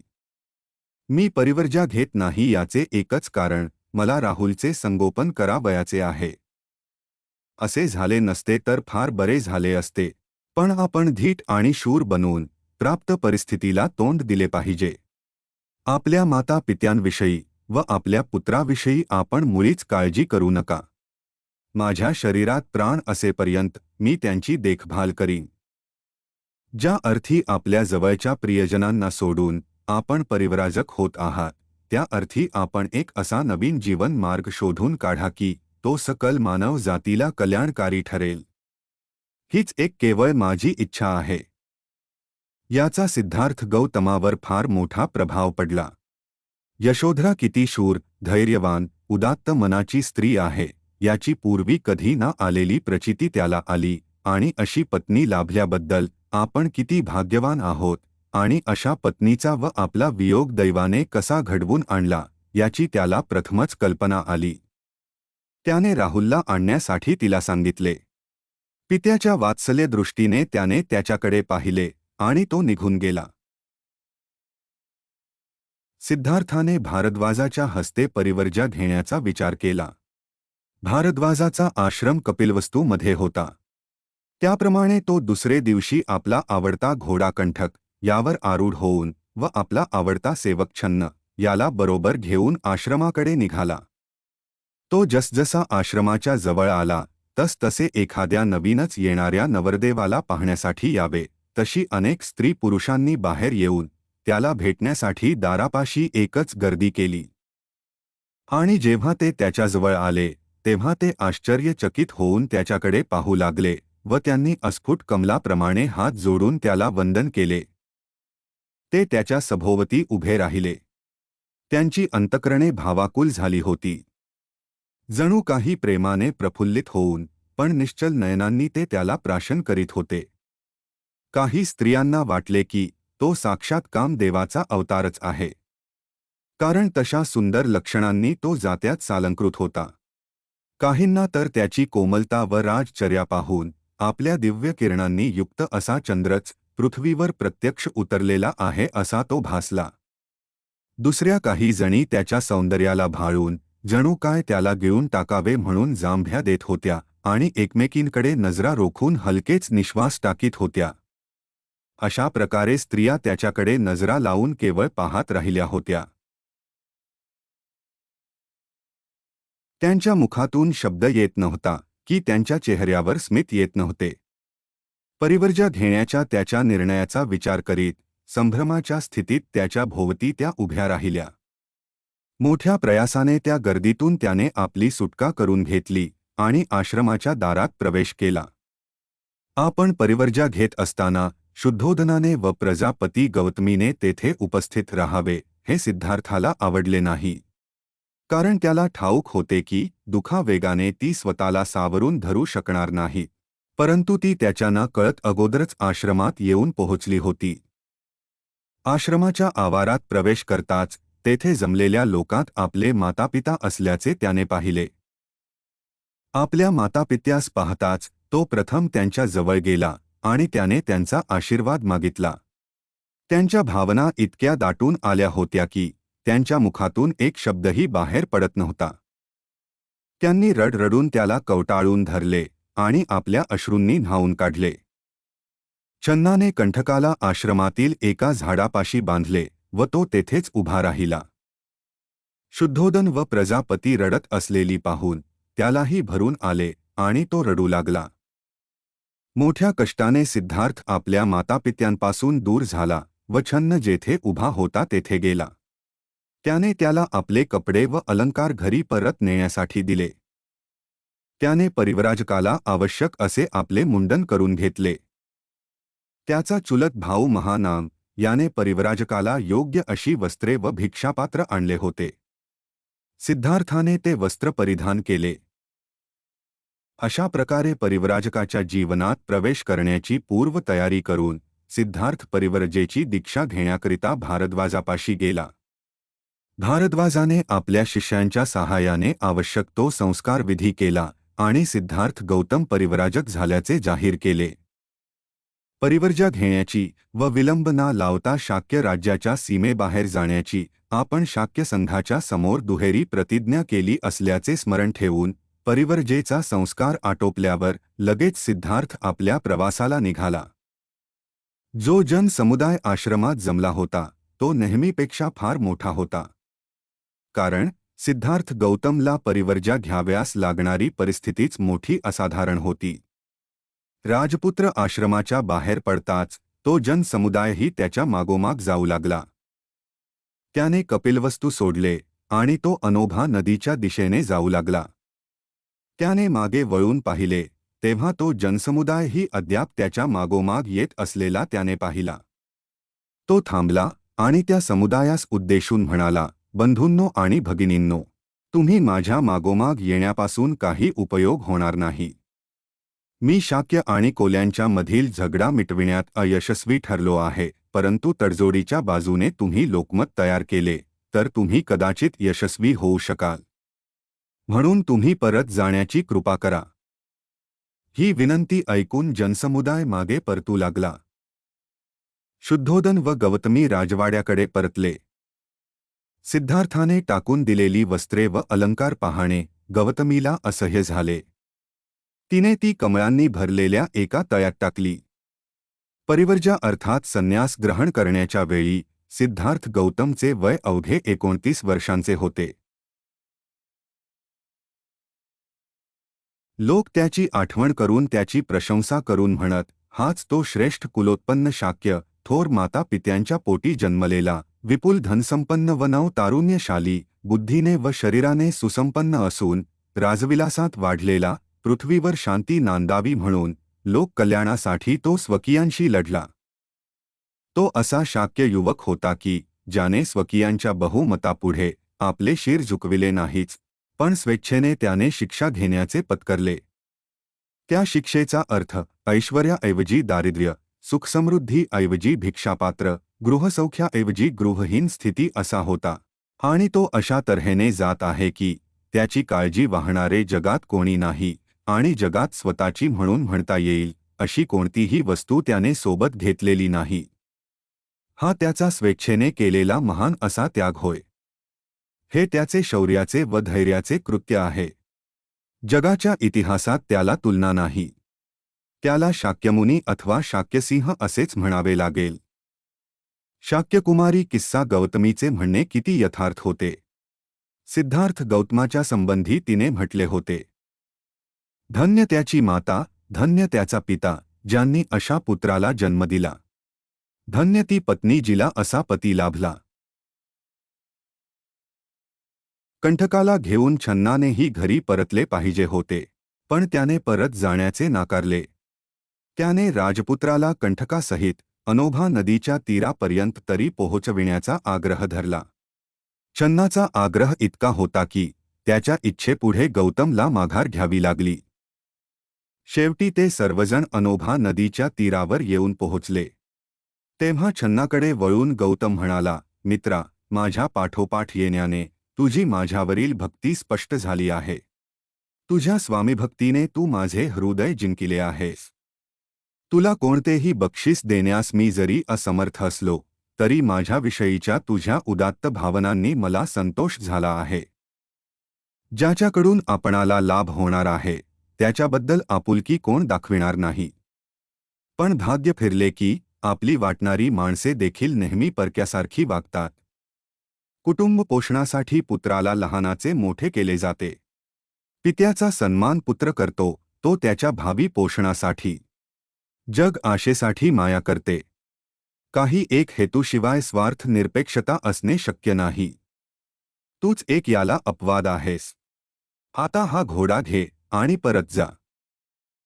महाराज जरी आपल्या प्रेमळ आत्मविश्वासामुळे अद्याप खचून गेले नसले तरी ते आपले दुःख आतल्या आत गिळण्याची पराकाष्ठा करीत असतील. त्यांना सांग की मी त्यांना सोडून आलो तो स्वर्गप्राप्तीच्या तृष्णेमुळे किंवा त्यांच्यावरील प्रेमाच्या अभावामुळे अथवा काही रागामुळे नाही. घर सोडून मी अशा रीतीने निघून जात असलो तरी माझ्याबद्दल शोक करण्याचा विचार त्यांनी करू नये. सहवास हा कितीही दीर्घ काळ टिकला तरी कालावधीने त्याचा शेवट हा होतोच. जर वियोग अटळ आहे तर स्वजनांपासून दुरावण्याचे अनेक प्रसंग वारंवार कसे येणार नाहीत. माणसाच्या मरणसमयी त्याच्या संपत्तीचा निसंशय वारसा हक्क सांगणारे लोक असतात. परंतु त्याच्या सद्गुणांचे वारस जगात सापडणे कठीण असते, किंबहुना ते नसतातच. महाराजांची माझ्या पिताजींची सेवा शुश्रूषा होणे अगत्याचे आहे. महाराज म्हणतील की मी अवेळी निघून गेलो, पण कर्तव्यासाठी कधीच अयोग्य वेळ नसते. ह्या आणि अशाच शब्दांत मित्रा महाराजांना सांग आणि जेणेकरून ते माझी आठवणही करणार नाहीत असाच प्रयत्न करीत राहा. आणि होय, माझ्या मातेलाही पुन्हा पुन्हा सांग की तिच्या वात्सल्य प्रेमाला मी कितीतरी अपात्र आहे. ती फार थोर स्त्री आहे. तिची थोरवी शब्दांनी सांगता येण्यासारखी नाही. हे शब्द ऐकून शोकाकुल झालेला छन्न हात जोडून भावनातिरेकाने कंठ दाटून येऊन म्हणाला, स्वामी, चिखलाने भरलेल्या नदीच्या पात्रात हत्ती जसा ऋतून बसावा तशी तू तुझ्या आप्तांना ज्या मानसिक वेदना देत आहेस ते पाहून माझ्या मनाची स्थिती होत आहे. तुझ्यासारखा निग्रह पाहून एखाद्याचे अंतकरण लोखंडासारखे कठीण असले तरी कोणाच्या डोळ्यात अश्रू आल्याशिवाय राहणार नाहीत. ज्यांचे अंतकरण प्रेमाने उचंबळले आहे त्यांची तर गोष्टच बोलाव्यास नको. कुठे तुझा तो प्रासादांत लोळणाऱ्या शरीराचा नाजूकपणा आणि कुठे कठीण कुशाग्रांनी भरलेली तपस्व्यांच्या अरण्यातील ती भूमी. हे राजपुत्रा, तुझा हा निर्णय माहीत असताना हा घोडा घेऊन कपिलवस्तू नगरीला दुःखात लोटण्यास मी आपणहून कसा जाऊ? एखादा धर्मनिष्ठ माणूस आपल्या सद्धर्माला सोडून देईल काय? त्याचप्रमाणे स्वतःच्या मुलासाठी नेहमी झटणाऱ्या आपल्या वयोवृद्ध पित्याला सोडून तू जाणार काय?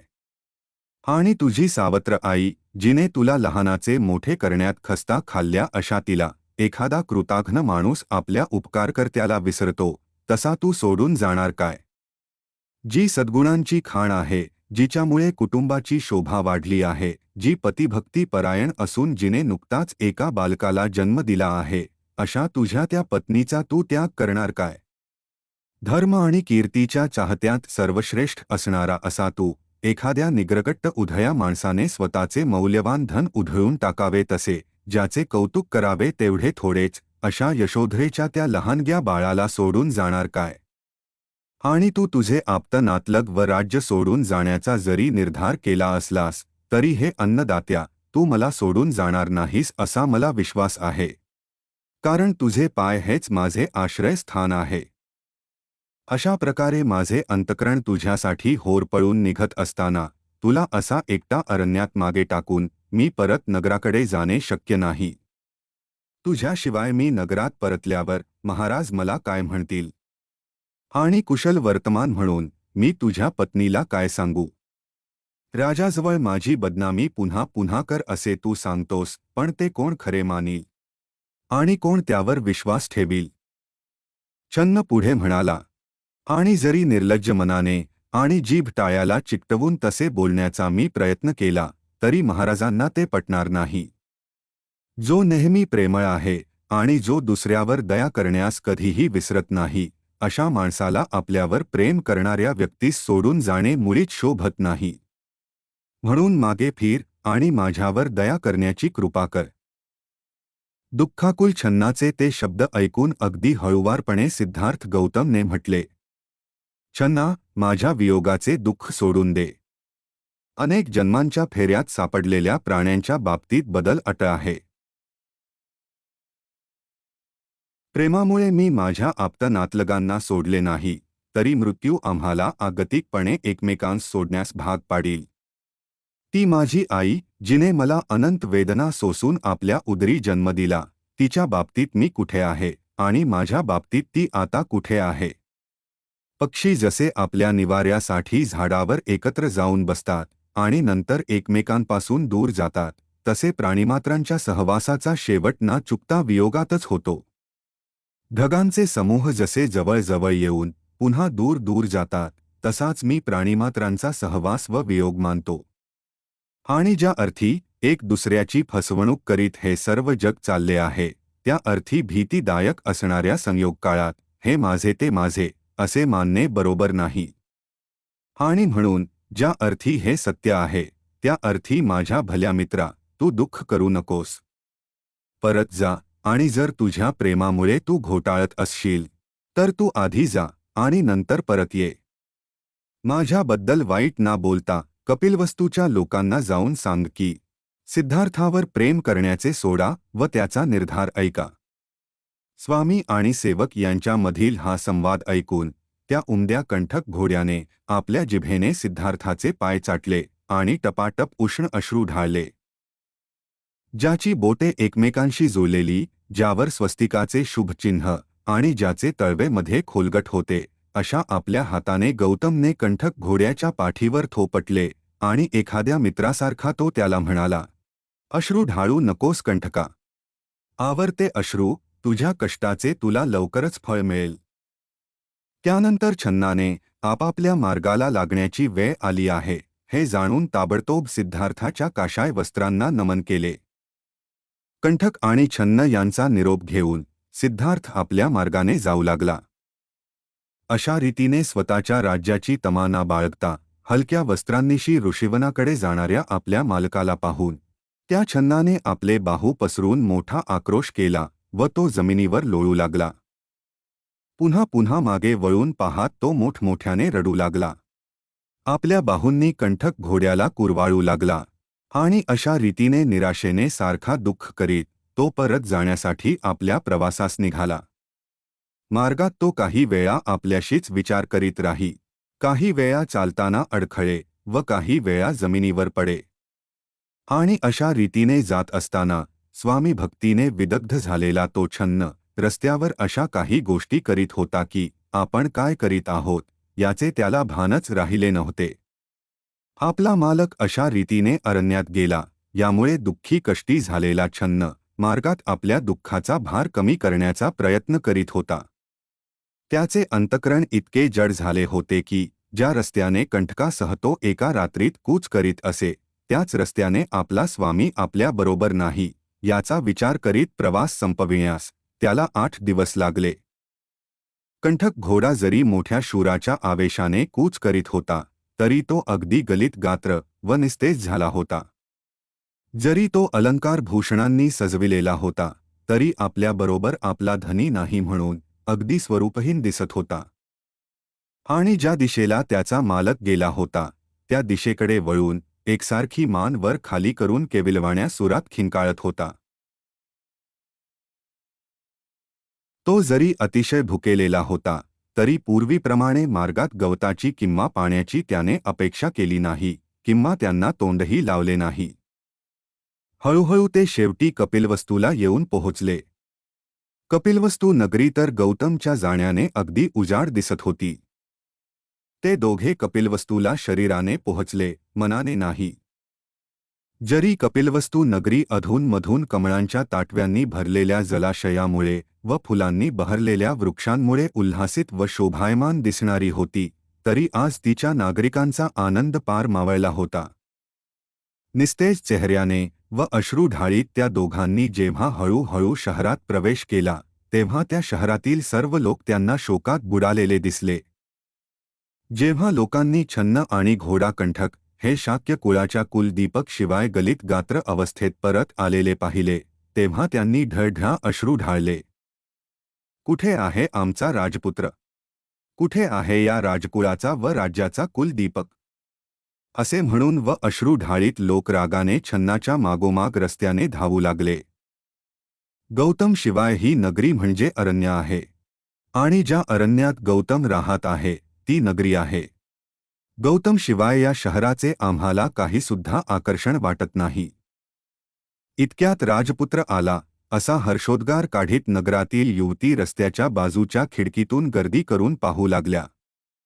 परंतु जेव्हा त्यांनी घोड्याची पाठ रिकामी पाहिली तेव्हा धडाधड खिडक्या बंद करून त्या आक्रोशाने रडू लागल्या.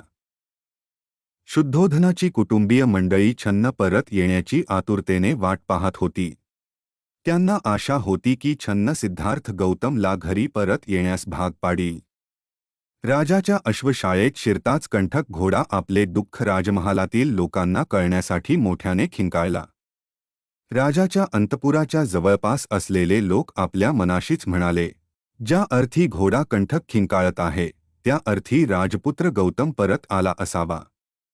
आणि दुःखाने मूर्छित झालेल्या स्त्रिया हर्षाने बेहोश होऊन डोळे विस्फारित राजपुत्राला पाहण्याच्या आशेने राजमंदिराच्या बाहेर आल्या. परंतु त्यांची मोठी निराशा झाली. राजपुत्राशिवाय केवळ कंठक घोडाच त्यांना दिसला. गौतमीचा तर मनावरचा ताबा सुटून ती मोठमोठ्याने रडू लागली व मूर्छित झाली आणि रडत असतानाच ती ओरडली, जो आजानुबाहू आहे, ज्याची कंबर सिंहाच्या कंबरेसारखी बारीक आहे, बैलाच्या डोळ्यांसारखे ज्याचे डोळे आहे, ज्याची अंगकांती सोन्यासारखी पिवळी धमक आहे, ज्याची छाती रुंद व आवाज दुंदुंभी किंवा मेघगर्जनेसारखा आहे, अशा वीर पुरुषाने वनातील आश्रमात राहावे काय? असा सर्वगुण संपन्न वीर पुरुष आपणापासून निघून गेल्यामुळे ही पृथ्वी त्या थोर कार्य करणाऱ्या अद्वितीय पुरुषाच्या बाबतीत राहण्यास खरोखर अयोग्य अशीच झाली आहे. ज्यांची बोटे सुंदर स्नायूंनी जोडलेली आहेत, ज्यांचे घोटे स्नायू खाली लपलेले नीलकमळासारखे दिसणाऱ्या वा मध्यावर चक्रचिन्ह धारण करणाऱ्या अशा त्याच्या त्या सुकोमल दोन पायांनी तो त्या खडकाळ प्रदेशात कसा बरे चालू शकेल? ज्याच्या शरीराला उंची वस्त्रे प्रावरणे, सुगंधी अत्तरे व चंदनाने सजविलेल्या प्रासादाच्या गच्चीवर पहुडण्याची सवय आहे, ते पौरुष संपन्न शरीर अरण्यात थंडी वारा व ऊन पावसाच्या मार्याला नेहमी मोकळ्या असलेल्या अरण्यामध्ये कसे बरे राहू शकेल? ज्याला आपले कुटुंब, चांगुलपणा, सामर्थ्य, शक्ती, विद्वत्ता, सौंदर्य व तारुण्य यांचा अभिमान वाटतो, जो नेहमी दान करण्यास सिद्ध असतो पण घेण्यास नसतो, तो दुसऱ्यांकडून भिक्षा मागत कसा काय फिरू शकेल? जो कोमल सुवर्ण शयेवर झोपला असताना वाद्यवृंदाच्या नाद माधुर्याने रात्री ज्याला जागे केले जाते, तो माझा संन्याशी उघड्या जागेवर अस्ताव्यस्त पसरलेल्या फाटक्या चिंध्यांवर कसा काय झोपणार? हाय रे दैवा! हा असा काळजाला पिळवटून टाकणारा शोक ऐकून तेथील स्त्रिया एकमेकींच्या गळ्यात गळा घालून थरथरणाऱ्या वेली जशा आपल्या फुलांतून मध गाळतात तशा आपल्या डोळ्यातून अश्रुधारा गाळीत होत्या. नंतर यशोधरेने आपण सिद्धार्थाला जाण्याची अनुज्ञा दिली आहे हे विसरून जाऊन दिघमूढ अवस्थेत धरणीवर अंग टाकून दिले. मी त्यांची धर्मपत्नी असताना ते मला कसे सोडून गेले? त्यांनी मला विधवा करून मागे ठेविले. त्यांनी आपल्या धर्मपत्नीला आपल्या नव्या जीवनक्रमाची भागीदारीण कराव्यास पाहिजे होते. मला स्वर्गप्राप्तीची अपेक्षा नाही, माझी एकच इच्छा की माझ्या प्रिय पतीने मला या किंवा दुसऱ्या जगात एकटीला मागे ठेवून जाऊ नये. विशाल डोळे व प्रसन्न हास्य असलेल्या माझ्या पतीच्या मुखाकडे पाहण्यास मी जरी अपात्र असले तरी या बिचाऱ्या राहुलाने आपल्या पित्याच्या मांडीवर कधीही खेळू नये काय? हाय रे देवा! त्या सुज्ञ पुरुष नायकाचे अंतःकरण किती निष्ठुर! त्याच्या सुकोमल सौंदर्याप्रमाणे ते भासत असले तरी किती निर्दय व क्रूर आहे. शत्रूलाही मोहित करील अशा बोबड्या बोलाच्या ह्या बालकाला आपण होऊन कोण बरे सोडून जाईल? माझे हृदय खरोखर मोठे कठोर आहे. होय, अगदी दगडाचे किंवा लोखंडाचे बनलेले असावे. कारण त्या काळजाचा नाथ सुखोपभोग घेण्यास समर्थ असताना व एखाद्या पोरक्यासारखा आपले सर्व राजवैभव सोडून देऊन अरण्यात गेला असतानाही त्या हृदयाला तडा गेला नाही. पण मी काय करू? आता मला हे दुःख सहनच होत नाही. अशा तऱ्हेने दुःखाने मूर्छित होऊन यशोधरा एकसारखी आक्रंदत होती. स्वभावतया जरी ती संयमशील होती, तरी तिच्या या दुःखद स्थितीने तिच्या मर्यादेचा बंधारा फुटला होता. अशा प्रकारे दुःखाने दिघमूढ होऊन मोठमोठ्याने आक्रंदन करीत जमिनीवर पडलेल्या यशोधरेला पाहून सर्व स्त्रिया मोठ्याने ओरडल्या आणि मोठाल्या कमळांवर पावसाच्या सरींचा मारा व्हावा तसा अश्रूंच्या नद्या त्यांच्या डोळ्यातून गालांवर वाहू लागल्या. चन्न आणि कंठक परत आले हे ऐकून आणि आपल्या मुलाचा दृढ निश्चय समजताच दुःखित होऊन राजा शुद्धोधन धरणीवर पडला. दुःख विव्हळ झालेल्या शुद्धोधनाला सेवकांनी सावरून धरले. तेवढ्यात त्यांनी अश्रूंनी डबडबलेल्या डोळ्यांनी त्या घोड्याकडे पाहिले आणि जमिनीवर अंग टाकून विव्हळून तो रडू लागला. त्यानंतर शुद्धोधन उठला आणि मंदिरात गेला. त्याने तेथे देवाची प्रार्थना केली आणि पूजा अर्चा करून आपला मुलगा सुरक्षित परत यावा म्हणून देवाची आराधना केली. अशा प्रकारे देवा कधी रे आम्ही त्याला पुन्हा पाहू असे म्हणत शुद्धोधन, गौतमी आणि यशोधरा दिवस कंठू लागली.